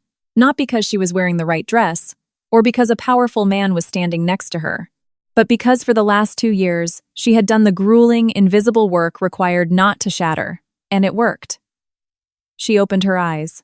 Vicky was standing at the edge of the dance floor holding a glass of water. She was staring at Alice and Matt. Not with hostility, but with deep confusion. The look of a person who has just witnessed a crack in the foundation of the reality they were sold. Robert wasn't next to her. He was standing by the far wall, talking intensely to another man, his gestures too sharp, too agitated for casual wedding banter. Alice and Vicky locked eyes for a split second. Alice didn't smile. Not out of coldness, but because any smile in that context would have felt condescending. She just maintained a level gaze. Vicky looked away first. The song ended. Applause scattered across the room. They returned to their table, and Alice had barely taken her seat when she felt the atmospheric pressure drop again. Several guests at nearby tables swiveled their heads. The MC paused mid-sentence. Robert was walking straight toward their table. He wasn't trying to be discreet this time. He moved fast, aggressively, wearing an expression Alice recognized as his scorched earth mode, the mode where he stopped caring about optics. Matt noticed him before she did. He didn't stand up. He didn't tense. He just turned his head slightly, as calmly as if someone had called his name. Robert stopped at their table. Half the room was watching now. Aunt Valerie leaned forward in her chair. So, Sterling decides who he does business with based on whatever sob story his girlfriend feeds him, Robert announced. His voice was dangerously level, but vibrating with the effort required to keep it from becoming a shout. That's what we call professional, right? Matt looked at him. I heard enough with my own ears, he said. You heard a private conversation between me and my ex-wife. Robert pointed at Alice. She crashed this wedding on purpose. Do you get that? She can't let go. She's always been like this. Robert. Alice said his name quietly, but something in the absolute chill of her tone stopped him dead. Are you really making a scene at your own family's wedding? He stared at her. Then he looked around. The guests were staring. The quartet had awkwardly faded into silence. The ballroom was hushed. By the wall, Vicky was watching her husband. The glass of water in her hand was trembling violently. Did you come here to ruin my life? Robert hissed at Alice, his voice dropping to a harsh whisper meant only for her. Did you plan this? No, she said. You did this to yourself. Right here, right now. For a few seconds, Robert just stood there, breathing heavily. Then, he looked at Matt. Alice watched his face. Did he finally crack? No. To crack requires admitting defeat. And Robert Pierce did not admit defeat, but something in his eyes flickered out. The fire died, leaving only ash. He turned on his heel and marched toward the exit of the ballroom. After 10 agonizing seconds, the quartet nervously struck up a tune. The guests exchanged wide-eyed glances. Aunt Valerie sank back into her chair. At the next table, someone muttered, "Who was that?" And their companion whispered a frantic explanation. Alice picked up her espresso, now completely cold, and drank the rest. Matt was looking straight ahead. George is calling, Matt said, glancing down at the phone buzzing on the table. He saw everything. What are you going to tell him? Matt looked at her. There was no triumph in his eyes, just a tired sort of calm. The truth. George Stanton called back 3 minutes after Robert vanished through the double doors. Matt answered, spoke briefly. Yes, I saw it. We'll talk later. And put the phone away. He stood up and buttoned his jacket. I'm going to go talk to him, Matt told Alice. He wasn't asking permission. He was stating a fact. Why? Because a conversation needs to be finished properly, either paused or ended. She looked at him. You don't have to. I know that. He brushed her hand lightly. I'll be right back. She almost offered to go with him, but stopped herself. Not because he wouldn't want her there, but because she understood. This was his conversation. He wasn't doing it just for her. He was doing it because it was in his nature not to leave loose ends unraveling in the wind. Alice remained at the table. Nancy Stanton leaned over delicately, asking no questions, and began chatting about the catering, specifically how excellent the sturgeon was. Alice nodded along, tracking Matt with her peripheral vision as he crossed the ballroom and stepped out into the foyer where Robert had gone. Robert was standing in the foyer, facing the large floor-to-ceiling windows. He had already pulled himself together, externally. Jacket buttoned, posture rigid, face locked tight. But his right hand gripped his phone so hard his knuckles were bone white. When Matt walked in, Robert looked up. Mr. Sterling, Robert started immediately, shifting seamlessly back into his negotiator voice. I understand that what happened in there looked highly unprofessional. It's personal history. It's been building for a long time. And the circumstances tonight just Robert, Matt cut him off. I didn't come out here to listen to your excuses. A pause. Then why did you come? I came to tell you to your face, without intermediaries, that on Monday I will be asking George Stanton to pull my equity out of the Westchester project. Robert exhaled a slow, ragged breath. It was the sound a man makes when the floor gives way beneath him. "Do you have any idea what that means for me?" Robert asked quietly. "I can guess." "No, you can't." The composure cracked. Not anger now, but something bordering on panic. "I took out loans 3 months ago specifically for this contract, based on your commitment. George's partners were waiting on your final sign-off. We already broke ground on the Phase 1 budget. Those were your financial decisions," Matt said. "I didn't make them for you." "But the negotiations were locked." "We were at the finish line, and now, because you saw me arguing with a woman at a wedding, I didn't just see you argue," Matt interrupted, without raising his voice. "I saw enough from the moment we walked into that room, how you approached her, what you said. You raised your voice. You brought up her medical history in a room full of strangers." Matt's eyes were flat, uncompromising. "That isn't a bad day at the office. That's character." Robert went silent. The foyer was dead quiet. From the ballroom, the muffled hum of the party seeped through the doors. The quartet was playing. People were laughing. Life was continuing behind those doors, a celebration, the first day of a new marriage. "I didn't say anything she didn't already know," Robert said finally, his voice hollow. "That is the single worst defense you could possibly offer," Matt replied. "Do you realize that?" Robert stared at the carpet. Matt looked at him not with fury, not with a desire to crush him, but the way you look at an unpleasant, immutable fact. "I need your help," Robert finally choked out. You could hear what it cost him to say it. "I'm asking you to talk to George. Tell him it was a personal dispute. Tell him it won't affect the site work. Just don't pull out today. My head is clear," Matt said. "Then do it for the numbers. You know Westchester is a gold mine. The margins, I don't care about the margins. I do not do business with men who behave the way you behaved tonight. It's a hard line, not because of her. Because of me. I pick who I sit at a table with. Because of her," Robert spat, the bitterness finally bubbling over into something dark and ugly. "You do know she's just using you, right? You think she—" "Stop." Matt said it quietly, but it hit like a physical blow. Robert stopped. "I'm going to tell you one thing," Matt said, "and then I'm never discussing it again. Alice built an agency from the ground up.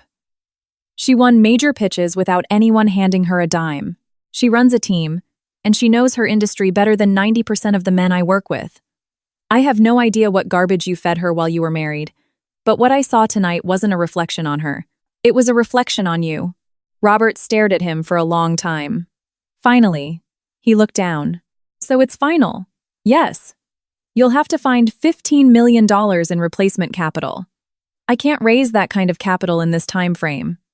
Matt didn't reply. That wasn't his problem, and they both knew it. Robert stood by the window, motionless, like a man who had just taken a bullet and hadn't decided whether to fall down yet.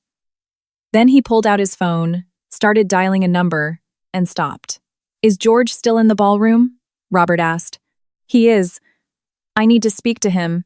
Robert straightened up, forcing the machinery back online. The slick, desperate hustle of a cornered man. "He can talk you out of this.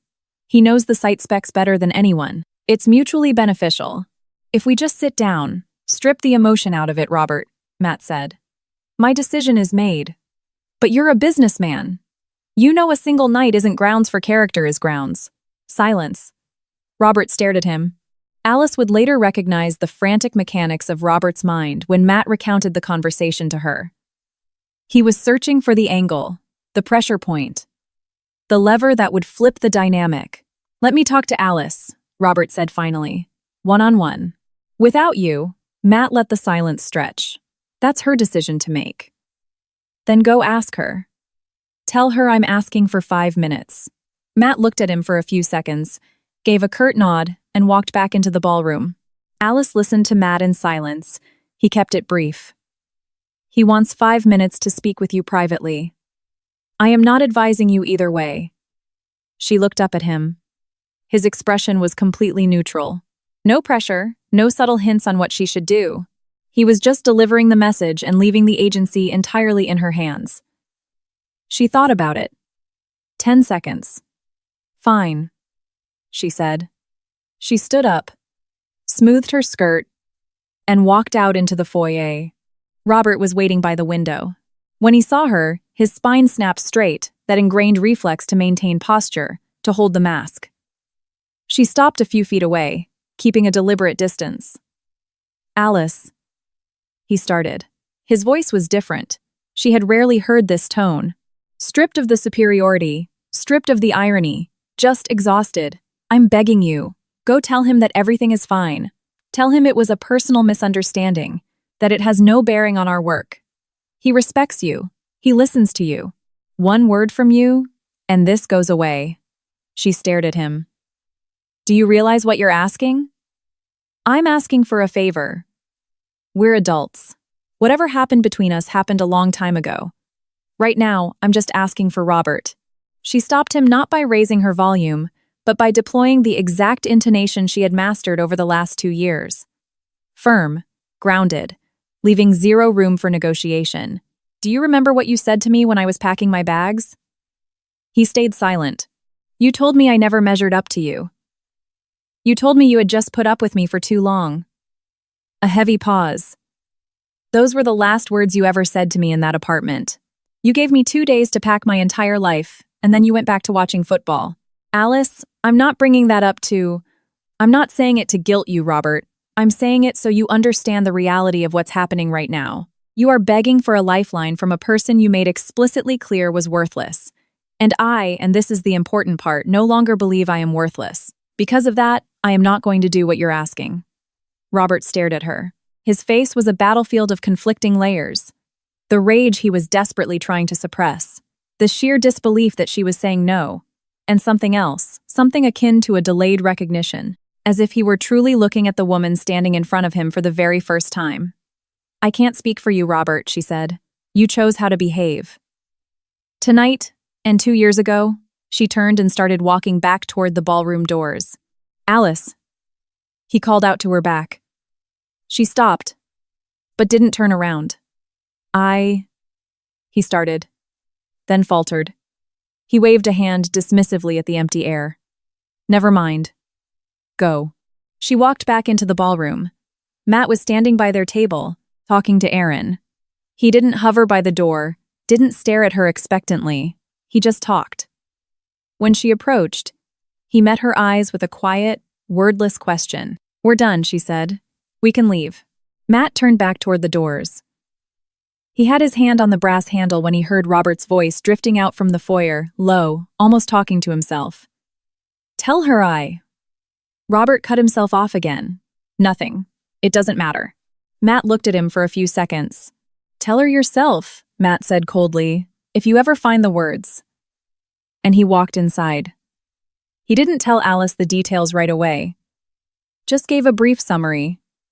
She nodded and didn't pry. She saw his face calm, devoid of gloating, and understood there was nothing that needed to be dissected right that second. At the table, George Stanton looked at Matt with a questioning raise of his eyebrows. Matt gave a subtle shake of his head. George sighed, not with shock, but with the weary resignation of a man watching an inevitable disaster finally happen. "Shame," George muttered.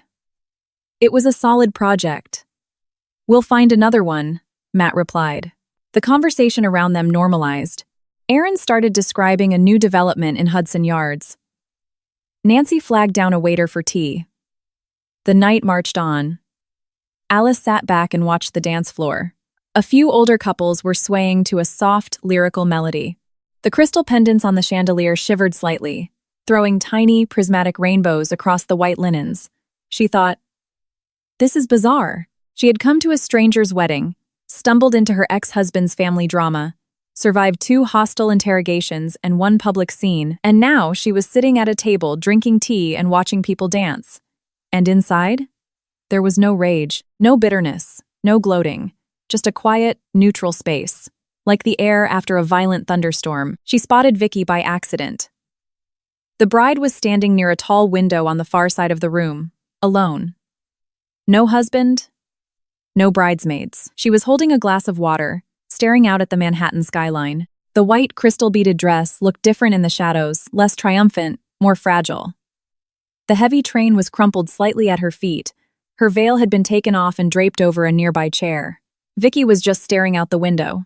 Alice didn't know if she had witnessed the confrontation in the foyer, or just the implosion at the table. Probably just the table.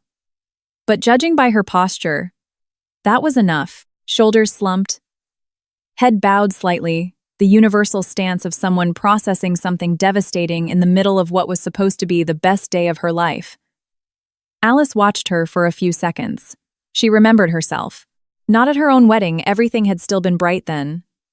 She remembered herself later, in the third year, when she already knew exactly how his machinery worked but still couldn't leave, because inch by inch, day by day, he had convinced her there was nowhere to go, and that she was nothing without him. She remembered that feeling of standing in the dead center of your own life and realizing it doesn't belong to you anymore. Vicky was 26. Her life was just beginning. Alice didn't get up to approach her. It would have been wildly inappropriate. It wasn't her place, wasn't her conversation, wasn't her right. Everyone has to walk their own path. That was the only thing Alice knew for absolute certain, but she looked at the young woman in the crumpled white gown and felt no malice, no pity, just a quiet, exhausted understanding. Matt suggested they leave around 11. "Do you want to stay?" he asked. "I'm ready whenever you are." "No," she said. "I'm ready to go." They said their goodbyes to George, Nancy, Aaron, and Nicholas. Before leaving, they walked over to the sweetheart table to congratulate the bride and groom, a basic rule of etiquette Matt adhered to strictly. William shook Matt's hand enthusiastically, thanking him for coming. Vicky forced a polite, mechanical smile. She looked at Alice. A brief, piercing look, a mix of curiosity, deep wariness, and an unspoken question hanging in the air. "Congratulations," Alice said simply. Vicky nodded. Robert wasn't at the table. He appeared a minute after Alice and Matt walked away, emerging from a side door. He walked up behind Vicky and whispered something in her ear. She didn't turn to face him immediately. The pause between them stretched just a fraction of a second too long for people who are happy. The coat check was empty. They were among the first to leave. Alice slipped into her wool coat and adjusted her scarf. Matt waited beside her. "Thank you," she said. "For what?" "For not fighting my battles for me more than was necessary." He looked at her, slightly surprised but understanding. "You handled it yourself." "I know. But you didn't interfere." It sounded strange to say out loud, but it was crucial. That was the stark difference between him and the kind of men who, seeing a woman handling her own crisis, forcefully step in front of her to take over and play the savior. Matt didn't do that. He stood right beside her, an immovable object, but he didn't block her out. That required a very specific kind of quiet confidence. They stepped out onto Fifth Avenue. The crisp November air hit her face, a sharp contrast to the stuffy warmth of the ballroom. The Manhattan sky above them was an ambient, glowing orange, starless but familiar. Alice stopped on the steps and took a deep breath. "That was good," she said into the air. Matt stood next to her, buttoning his overcoat. "What was? The fresh air? Or the fact that we're leaving?" "Both." They walked down the sidewalk to the valet. Alice walked beside him in her dark red dress beneath the unbuttoned coat, heels clicking against the damp pavement. No rushing, no heavy burden dragging at her heels. Just walking. In the car, she stayed quiet for the first few miles, watching the city blur past the window. New York at 11 on a Saturday night was meditative. "Do you want to talk about it?" Matt asked. He kept his eyes on the road. "Not right now," she said. "Okay." They drove in comfortable silence for another 10 minutes. Then she spoke. Not because she had forced herself to, but because the words naturally surfaced. "I was thinking about how charming he used to be," she said. "When he wanted to be. At the start of the night, when Vicky was walking down the aisle, he looked at her with genuine awe. Did you see it? I saw it. It's not an act. He actually feels it. It's real, but it's conditional. It turns on when he needs it to, and then he just unplugs it. And you're left sitting in the dark, convinced you're the reason the lights went out." Matt listened in silence. "For 2 years, I thought it was my flaw," she continued. "That I wasn't trying hard enough, wasn't speaking correctly, wasn't looking the right way. He was brilliant at explaining to me, exactly why I was wrong. Always calmly. Always logically. With bullet points. That's why it was so lethal. Because he never yelled. That's worse, Matt said. When they yell, you can easily label them the bad guy.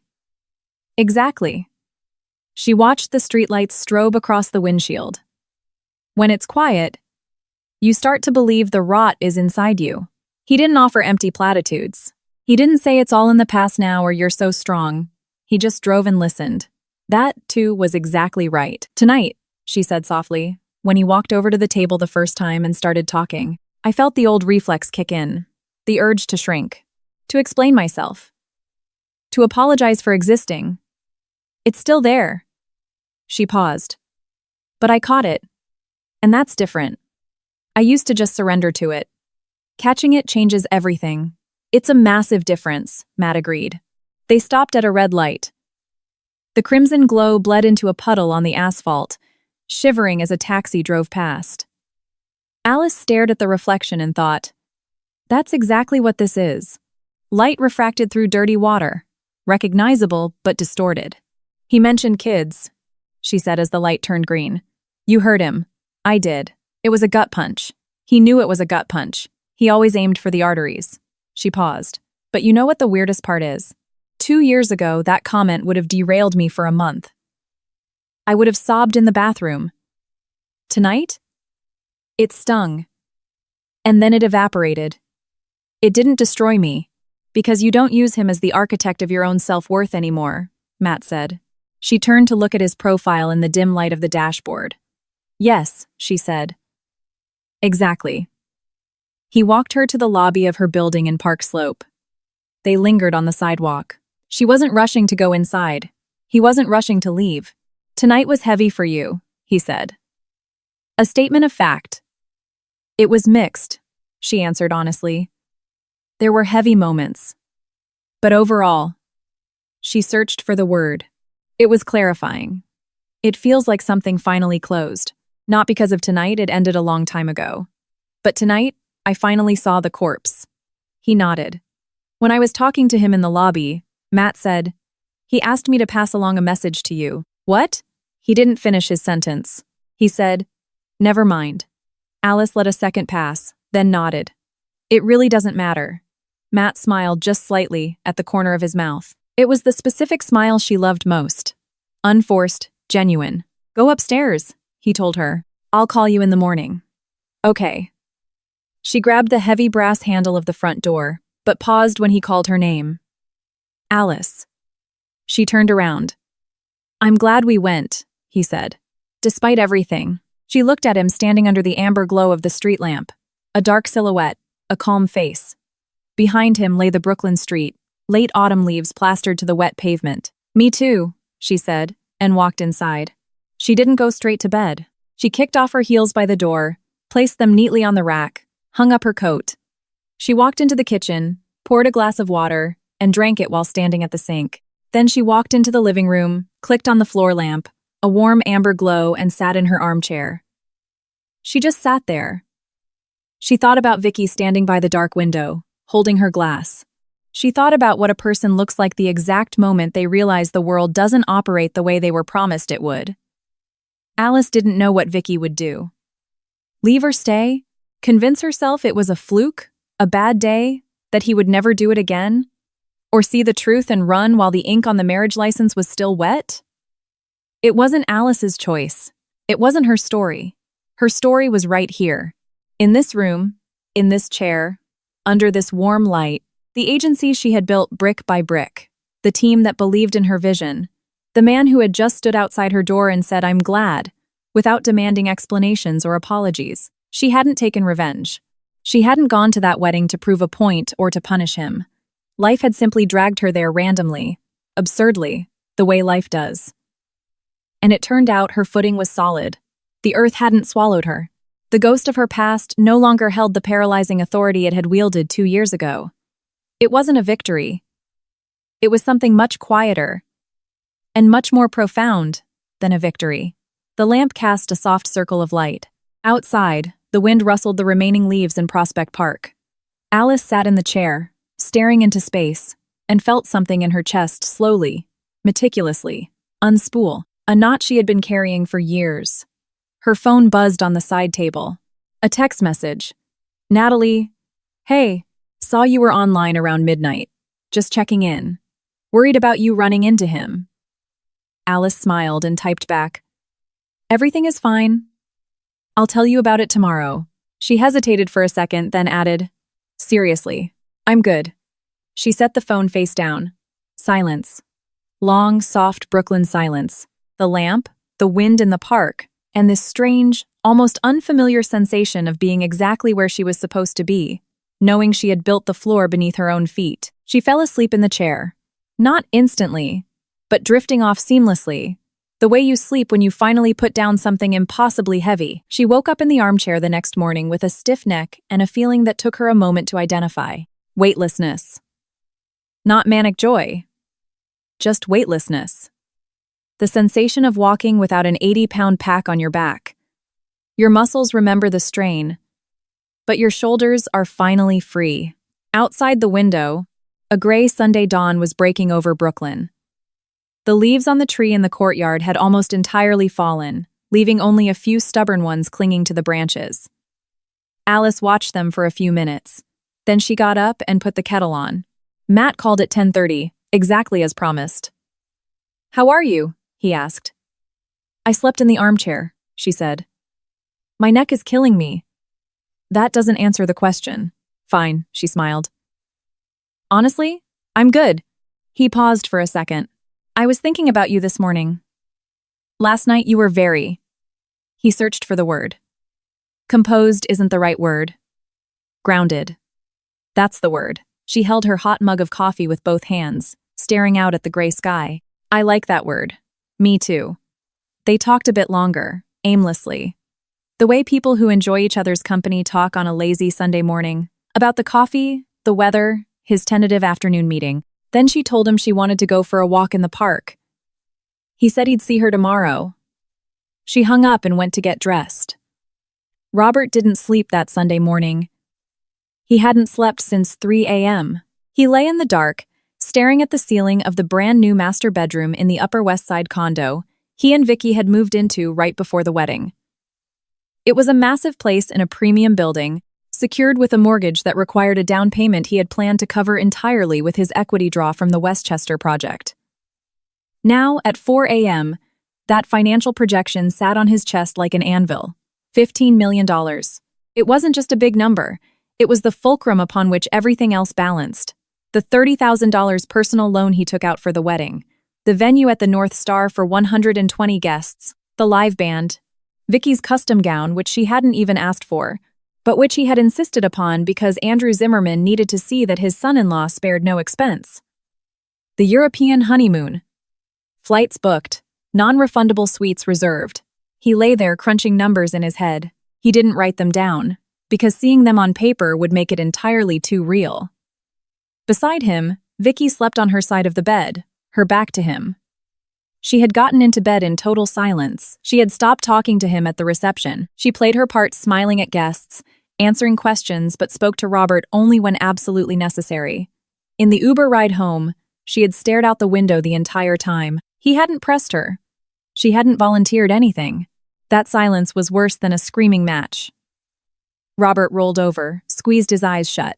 At 4:30, he gave up, walked to the kitchen, poured a glass of water, and stared out at the dark street below. Street lamps, empty sidewalks, a lone garbage truck turning the corner. He thought about Sterling. Matthew Sterling. He knew the name intimately. Everyone in commercial real estate did. Sterling Group was a juggernaut, impeccable reputation. Sterling himself was famous for never negotiating the same point twice.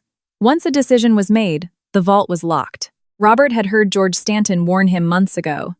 He's gold to work with, but if you cross a line with him, don't even bother calling. Back then, Robert assumed George meant financial discrepancies. He now realized it applied to everything. Robert grabbed his phone and texted George. Call me this morning. Urgent. He hit send. He stared at the screen for a full minute. No reply, obviously. It was 4 a.m. He tossed the phone on the counter and walked back to the bedroom. Vicky was lying on her back now, staring at the ceiling. Awake. "Who is Alice?" she asked. Quietly, without malice. "My ex-wife. I figured you guessed that. A pausa. Why did you speak to her like that?" "It's complicated. Try me." He sat on the edge of the mattress, his back to her. "We had a toxic marriage. She knows exactly how to push my buttons, even 2 years later. It's irrational, I know." "You brought up her having kids," Vicky said flatly. "I heard that part." "You brought up her medical history." Robert didn't answer. "Is it true?" Vicky asked. "Did you broadcast her medical diagnosis in the middle of a crowded room?" "Yes," he admitted after a heavy silence. "It wasn't my best moment. I was furious." Silence. A long, suffocating silence. "You were furious," she repeated. Not judging, just echoing the words as if she needed to hear them aloud to believe them. "And because you were furious, you weaponized a woman's infertility against her in public." "Vicky, that's ancient history between us." Do you get furious at me like that?" she asked. Her voice remained dead calm. "When you get mad at me, do you also calculate exactly where it hurts the most?" Robert turned to look at her. In the dim light of the bedroom, he couldn't make out her features clearly, just the outline of her face and the unwavering weight of her stare. "That's different," he said. "How am I supposed to know that?" she asked. It wasn't an accusation. It was a genuine question, and because of that, it hit harder than any accusation could have. Robert had no answer. Vicky rolled over, turning her back to him again. They lay next to each other in the dark. The physical distance between them less than 2 feet. But it felt like a concrete wall had just been poured down the center of the mattress. George Stanton called at 8:30. Robert answered on the first ring. "I'll call Sterling myself," Robert started immediately. "I'll explain the situation today."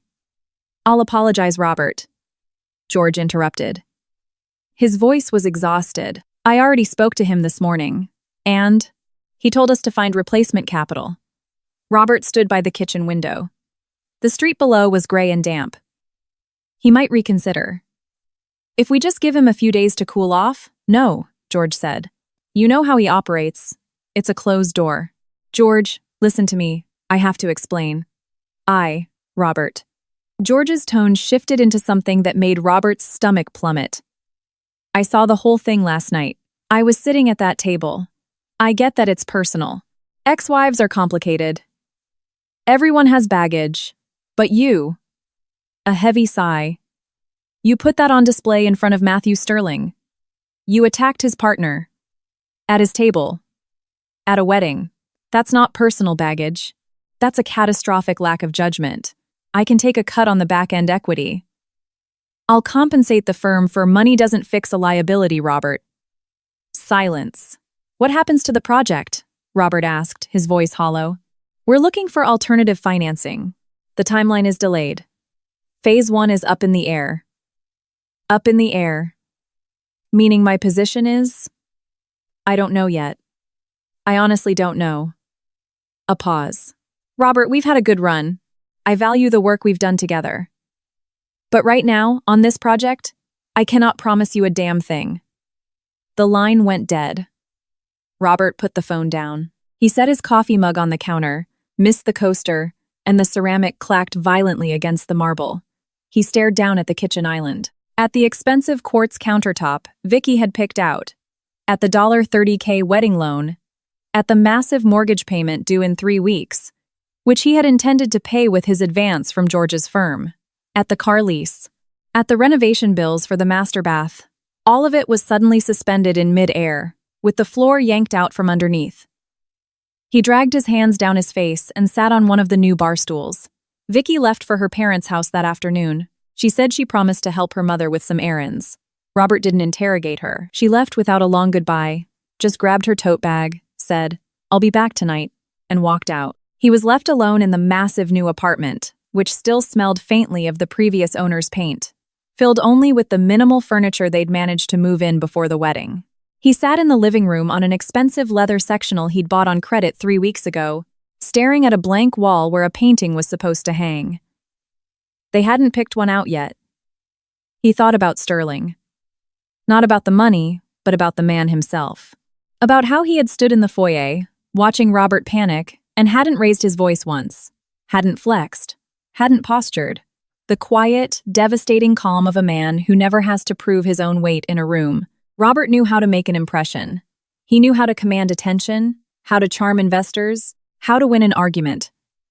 Those were real skills, sharpened over years. But sitting in the empty apartment, for the first time in a very long time, he realized that his entire arsenal lacked a foundation. There was a hollow core in the center of it all. He thought about Alice. About how she had stood in the foyer, staring right through him. You are begging for a lifeline from a person you made explicitly clear was worthless. She hadn't screamed it. She had said it with the quiet authority of an absolute truth. That rattled him more than any screaming match could have. He hadn't expected that from her. He expected the old Alice, the cautious, overly accommodating woman who constantly absorbed his blame and smoothed over his tantrums. The woman who, for 3 years, had treated his interpretation of reality as gospel.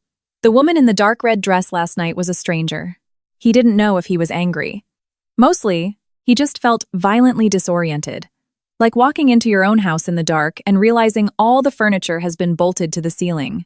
Vicky came home around 8 o'clock. She walked into the kitchen, filled the kettle, and turned it on without saying a word.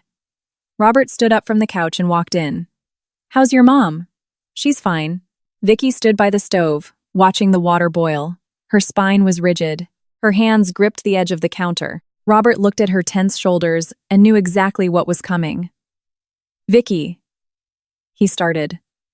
"I talked to my dad today," she said, cutting him off without turning around. "Not about last night. Just talking. He asked if everything was good with us." A pause. "I told him yes." He waited. "I lied to my father," she added quietly.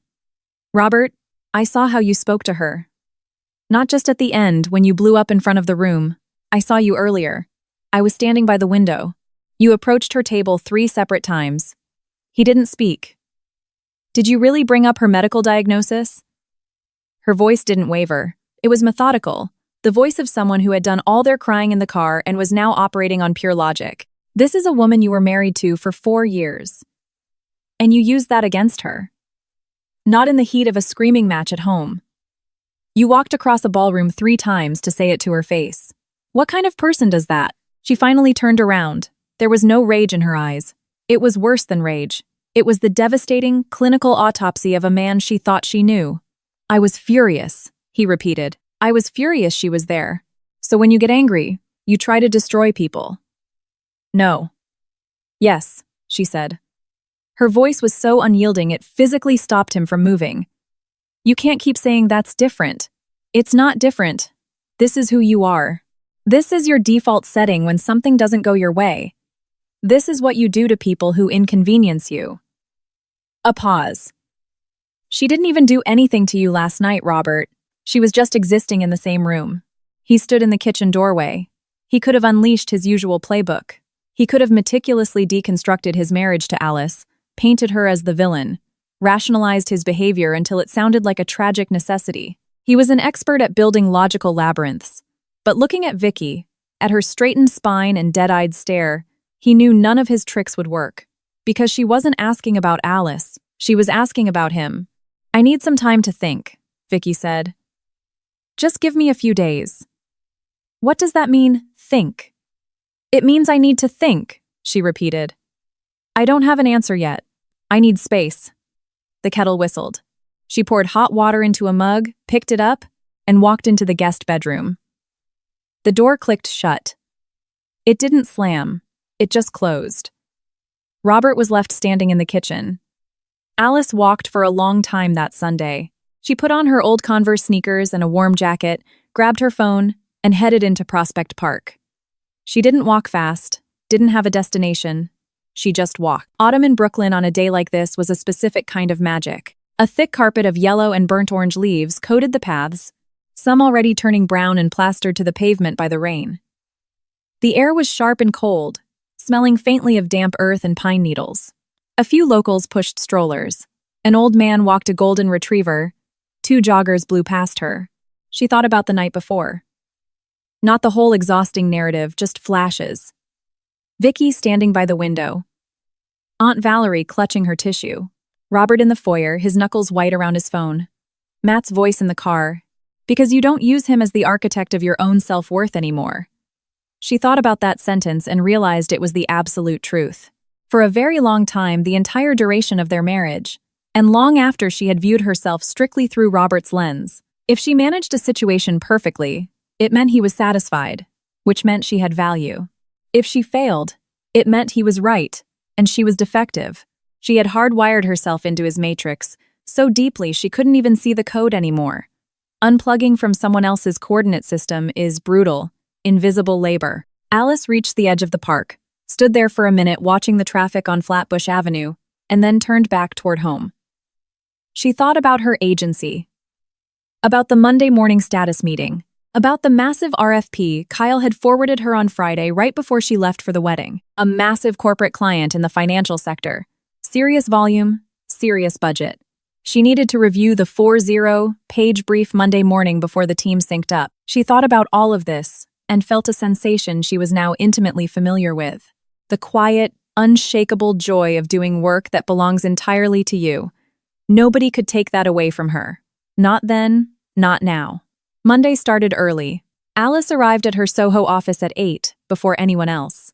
She brewed coffee, opened her laptop, and combed through her inbox. The RFP brief from Kyle was dense. She read through it, highlighting sections, mentally building a scaffolding for their pitch. By 10 a.m., when the team trickled in, she had a rough outline on the whiteboard. The meeting was electric. Kyle, Sophie, and Maya had all read the brief over the weekend and came armed with ideas. Alice listened, clarified, and occasionally cut people off not to shut them down, but to steer the momentum. This was another skill she had honed, catching a raw idea mid-air and sharpening it into a weapon. At one point, Sophie tapped her pen. Alice, what if we avoid selling the product entirely? What if the whole campaign is grounded in human interest stories? Sell the people, not the tech. Alice looked at her. That's exactly it, she said. We build the pitch around that.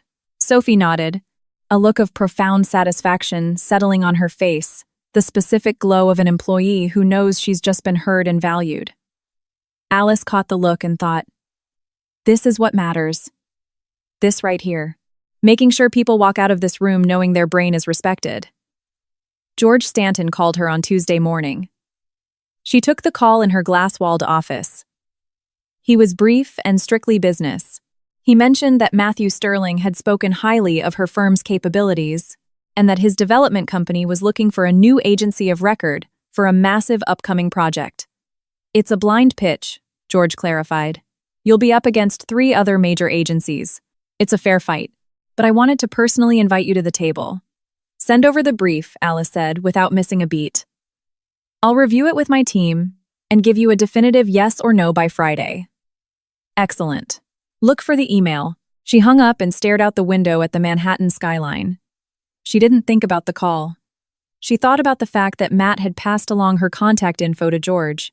He hadn't told her. He hadn't played the hero, hadn't presented it as a gift or a favor. He just quietly opened a door and left it up to her whether she wanted to walk through it. The difference between that and a man who demands applause for helping you was astronomical. She smiled to herself, opened a new Google Doc, and started typing. Robert sold his car on Thursday. Not because he was completely out of options, but because it was the fastest way to inject cash into his accounts to cover the immediate loan payments, while he scrambled to find a broker who could refinance his debt. The car was a beautiful 3-year-old Audi. A buyer from an online marketplace snapped it up the same day. Robert handed over the keys in a mall parking lot, shook a stranger's hand, walked to the subway, and rode the train home. He hadn't taken the subway in 7 years. He sat on the hard plastic bench, staring at the people sitting across from him. Exhausted faces, glowing phone screens, tangled headphones. The train violently rocked through the dark tunnels. He dreaded explaining the missing car to Vicky. She still didn't know the full extent of the crater he was in. She knew the Westchester deal was dead, and she knew finances were suddenly tight, but she didn't know the mechanics of the collapse. He hadn't told her. It was his ultimate reflex. Hoard information, maintain control of the narrative. Vicky was still living in the apartment, but entirely behind glass. She came home on time, cleaned up, and spoke only about logistics. Her "I need time to think" hung in the air of the apartment like an open window in January. You can't ignore the freezing draft, but you can't force the window shut without shattering the glass. When he finally told her about the car that evening, keeping it brief, avoiding the word liquidation, she paused, staring at him. "I thought your business was thriving," she said. "It's a temporary cash flow issue." Temporary. She repeated the word methodically, running it through the centrifuge of her new reality. "Robert, I want the truth, the whole truth." He looked at her. "It's complicated." "Then simplify it," she said. "We have nothing but time." Alice found out about the car by accident. She wasn't stalking his social media. She was on a marketplace site looking for commercial office rentals. Her agency was expanding to 6 people, and the Soho space was getting claustrophobic. In the algorithm's recommended for you feed, a thumbnail of a car popped up. The make. The year. The dark graphite paint. She clicked the photo. Yes. It was his Audi. Audi. She recognized the faint scratch on the left rear bumper from a parking garage pillar years ago. The listing was posted 3 days prior. The status read, "Sold." Alice closed the tab and opened her saved office listings. She felt absolutely nothing. No spike of vindication, no pity, no morbid curiosity. It was just a fact. Another data point in the life of a stranger who used to share her bed. She selected 3 office spaces to tour the following week and slacked Kyle to coordinate the schedule. On Friday evening, Matt came over to her apartment in Park Slope. He brought takeout from a tiny, incredible Italian spot nearby that they both loved. Pasta, grilled salmon, and a rich mushroom risotto. They ate at the kitchen island, straight out of the containers, not bothering to set the table properly. Alice told him about the RFP from George Stanton. "Are you going to pitch?" Matt asked, twirling pasta onto his fork. "We are. We're tearing through the brief now. The team has a killer angle. If we win it, amazing.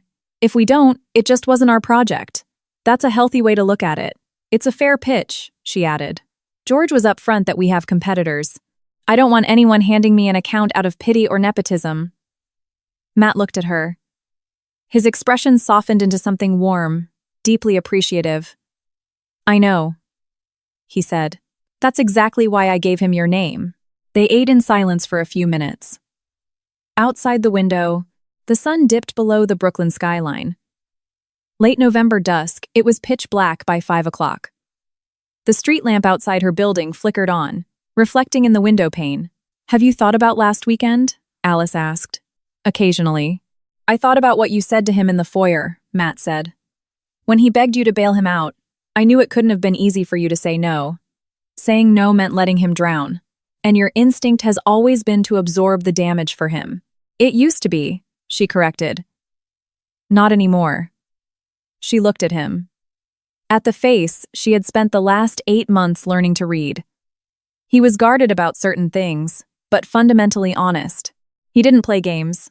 "I stopped absorbing his damage." "I probably should have stopped a long time ago." Matt nodded. "I'm really glad you didn't run out of the ballroom when we first saw him," he said. "I wanted to see what you would do." "I wanted to run," she admitted.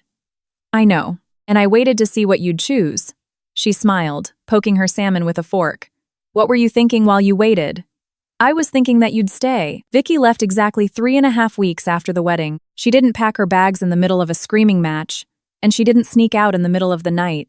She was the kind of person who acted with deliberate, terrifying calm. She took the time she asked for. For days, she existed in the apartment, watching him, talking to him. Not about the wedding, just about mundane things. Groceries, dry cleaning, picking out curtains.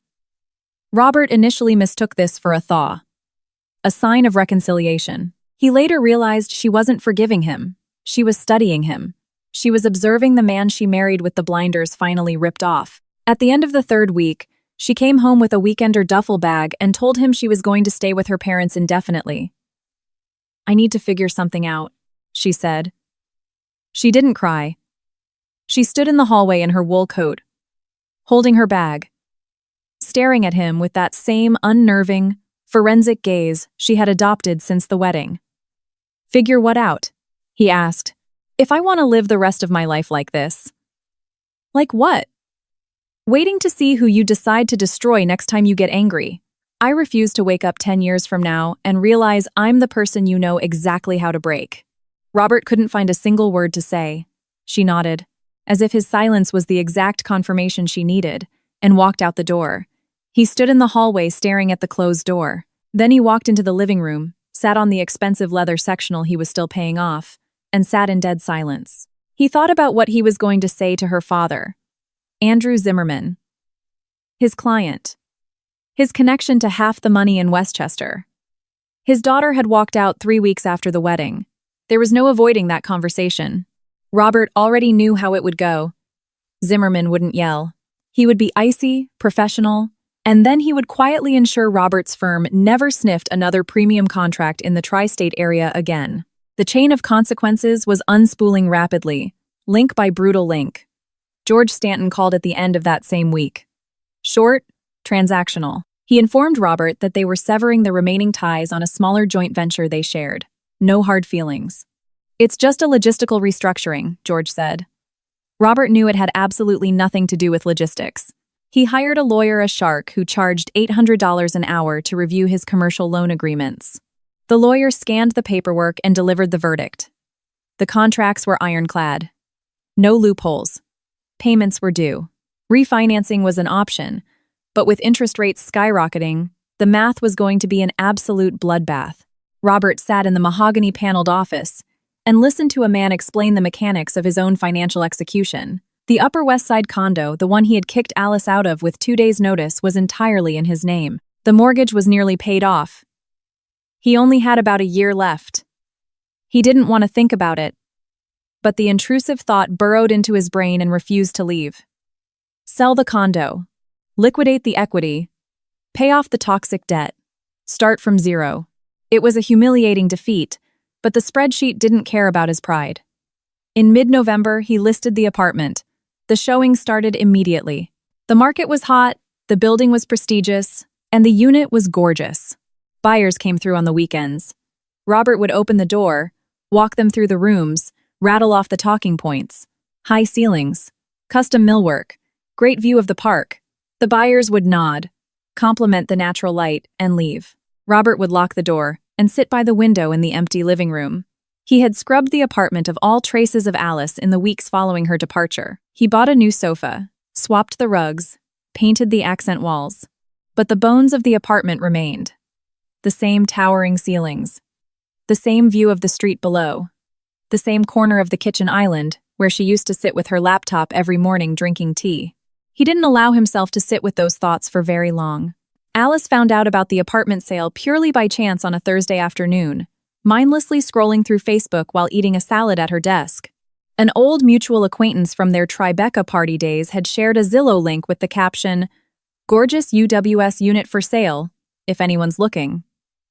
Her thumb stopped scrolling. Upper West Side, 3rd floor, high ceilings.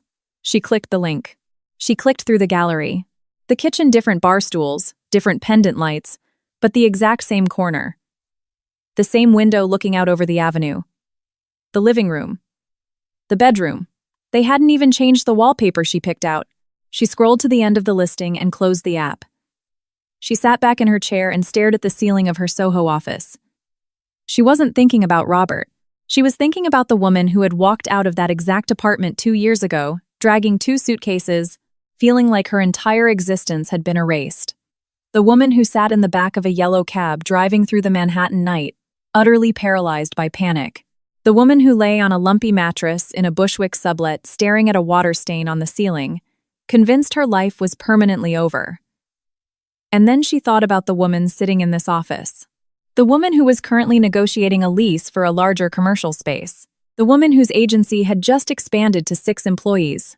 The woman who had won the Stanton pitch fair and square. The woman who called her mother in Columbus just to chat, without frantically checking the clock to see if her husband was coming home to mock her. The woman who met Natalie for brunch every other Sunday and laughed until her ribs hurt, and didn't need anyone's permission to do it. Alice smiled. It wasn't a vindictive, triumphant smirk. It was a soft, genuine smile. The kind of smile that breaks across your face when the universe finally snaps a disjointed puzzle piece into its proper place. Her agency won the Stanton pitch at the end of October.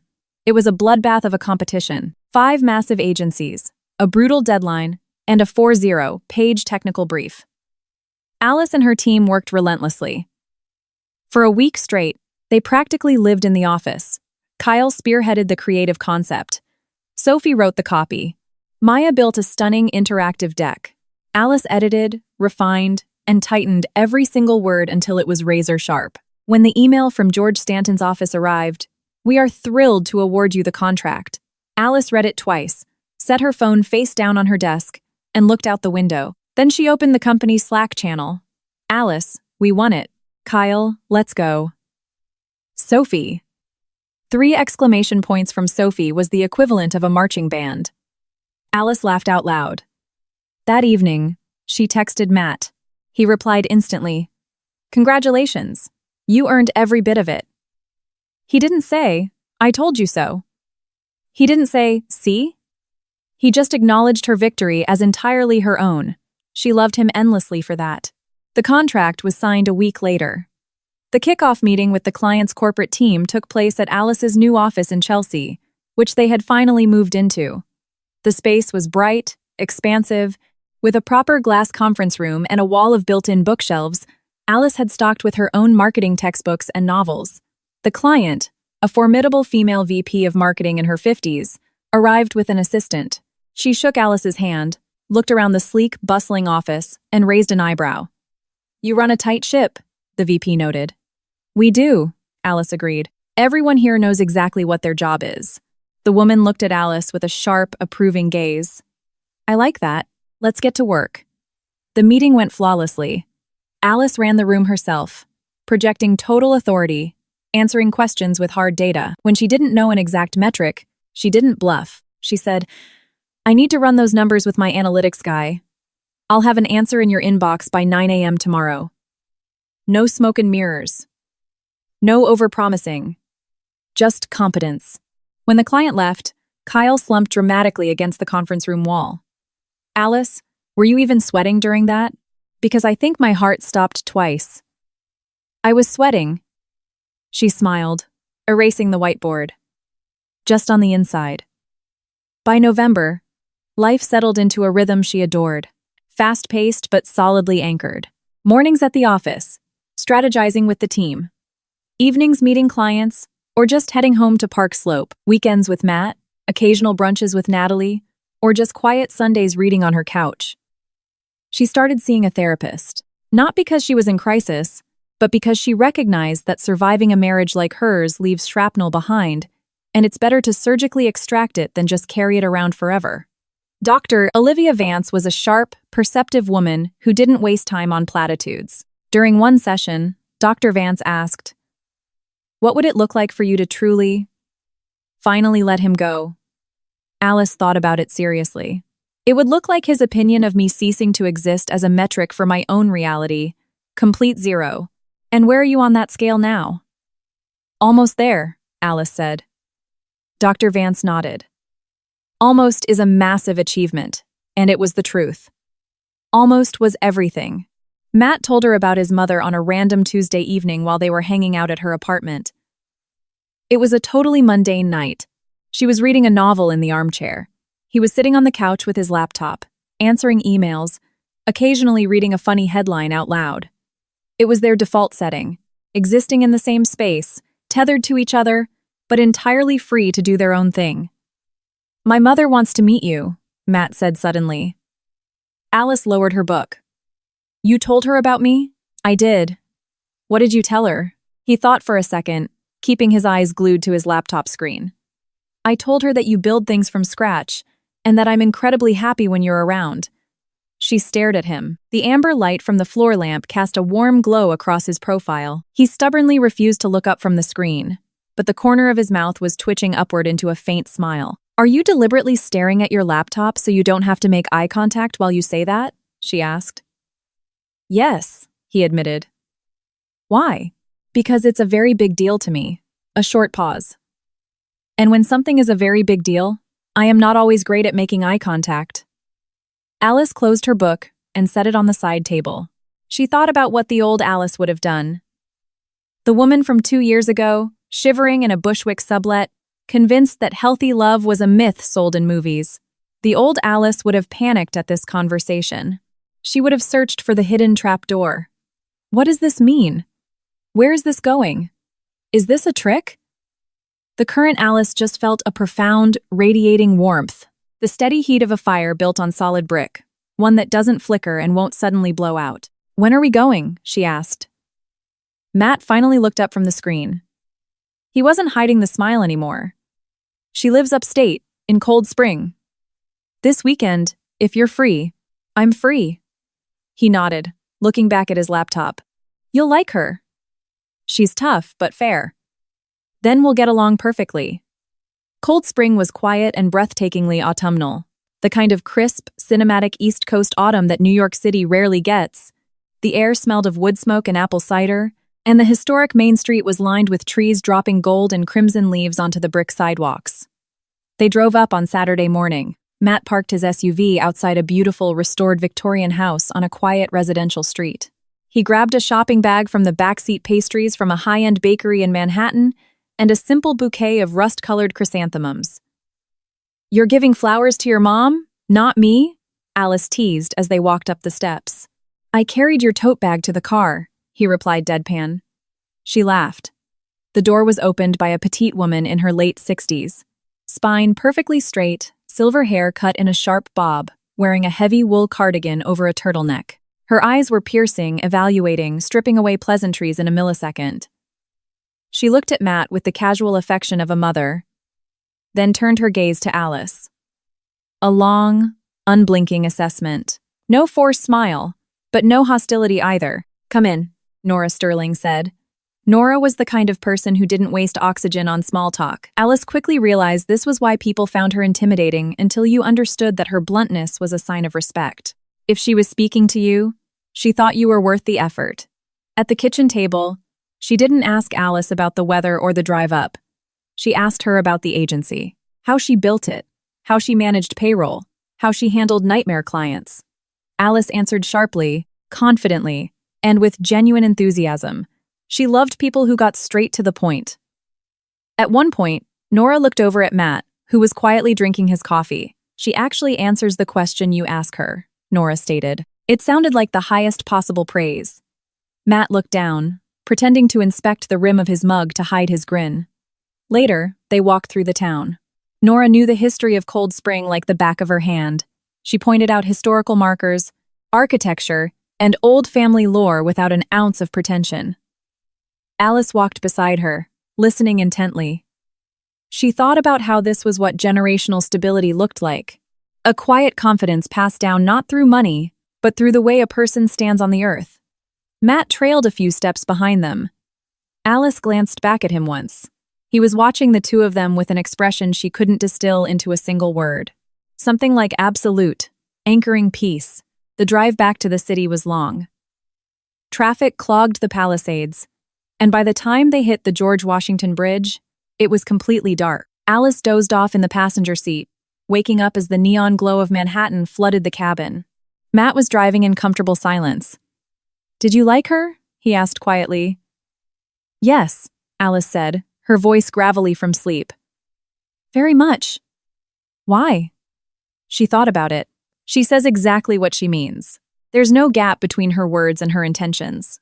Some people find that abrasive. It's always better than the gap. Matt merged onto the West Side Highway. "She told me something while you were in the restroom," he said, keeping his eyes on the road. She said, "You finally found an equal." Alice stared straight ahead at the red taillights snaking down the highway, the dark silhouette of the Hudson River to their right. "She's a tough judge," Alice whispered. "Yeah, which means she meant it. The city swallowed them back up in its familiar chaos of sirens, scaffolding, and blazing billboards. Winter arrived in late November, first tentatively, with wet slush that melted by noon, then aggressively, dropping a blanket of pristine white over the brownstones and parked cars. New York under fresh snow is always a little quieter, a little more forgiving. Alice loved it. She loved walking from the subway to the Chelsea office in the morning, her boots crunching on the unsalted sidewalks, the air so cold it burned her lungs. It felt like walking through a blank slate. The agency was thriving. They hired a seventh employee, a young, hungry copywriter named Tyler, who worked at lightning speed. During a massive brainstorming session for a new tech client, Alice stood at the whiteboard, drawing out the user journey. She was in her element, fielding questions, redirecting bad ideas, elevating the good ones. At one point, she caught Tyler looking at her. It was that specific expression rookies get when they realize they are working for someone who operates on a completely different frequency. A look of genuine awe. Alice just kept writing on the board. After the meeting, as everyone filed out, Kyle lingered behind. "Alice," he said. "Yeah? Do you remember how we started? 3 of us crammed at a table in a WeWork in the Lower East Side, writing blog posts for a local dentist? I remember. That was 2 years ago. 2.5, he corrected her. Just thinking about it. We've come a long way. He nodded at her, a gesture of profound respect that required no further elaboration, and walked out. Alice stood alone in the conference room. She looked at the whiteboard. The multicolored sticky notes, the complex workflow diagrams, the names of the people she paid every 2 weeks. Kyle, Sophie, Maya, Tyler, and the rest. 7 professionals who tied their livelihoods to her brain, her leadership. Not because they were trapped, but because they chose to follow her. She thought about what Robert had said in that kitchen so long ago.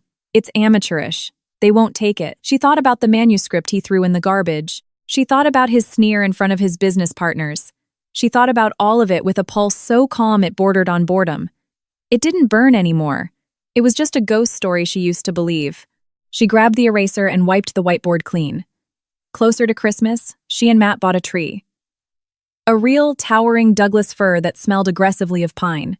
They hauled it up to her Park Slope apartment and wrestled it into the corner of the living room.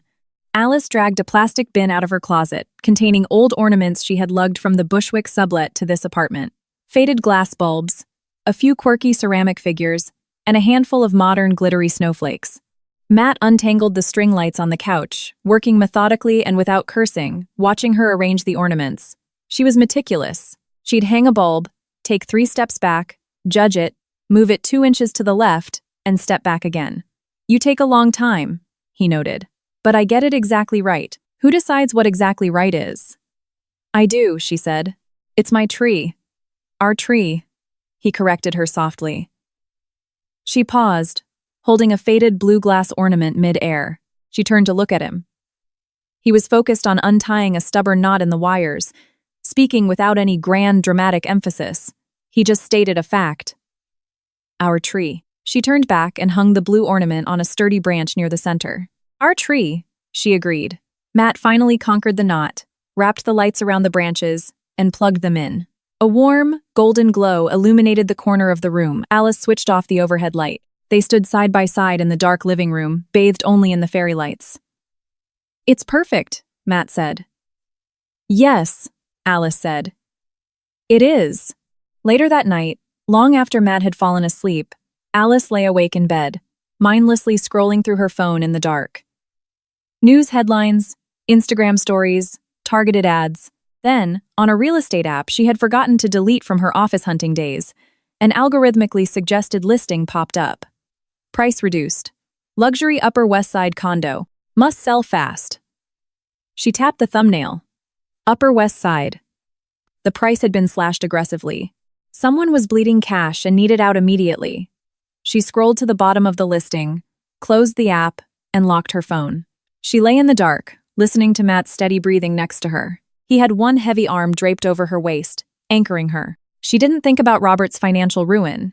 She thought about the woman who had fled that Upper West Side condo 2 years ago with 2 suitcases and a shattered psyche. The woman who rode through the freezing Manhattan night convinced she had failed at life. The woman who lay on a lumpy mattress staring at the ceiling, trying to figure out how to breathe when your lungs are full of someone else's poison. And then she thought about the woman lying in this bed, in a beautiful Brooklyn apartment, with a glowing Christmas tree in the living room and a man beside her who loved her with a quiet, unshakable certainty. A woman who built a thriving agency from dirt, who won contracts on her own merit, who could call her mother just to laugh, who met her best friend for brunch without looking over her shoulder. Alice smiled in the dark. It wasn't a smile of vindication. It wasn't the petty triumph of seeing an enemy fall. It was simply the profound, quiet realization that karma doesn't always look like a lightning bolt. Sometimes, it just looks like the inevitable momentum of reality. She hadn't sought revenge. She hadn't plotted a master plan to destroy him. She had simply focused on surviving, and then on living. Day by day, choice by choice, pitch by pitch. She had walked away from the wreckage, and kept walking until she found the light. And Robert? Robert was exactly where he had always belonged, trapped inside his own hollow architecture, collapsing under his own weight. She set her phone on the nightstand and closed her eyes. Outside the window, snow was falling silently over Brooklyn, burying the old world and leaving everything perfectly, beautifully clean. Thank you for listening to the end. If you found this story compelling, please subscribe to the channel and hit the like button so you don't miss our new videos.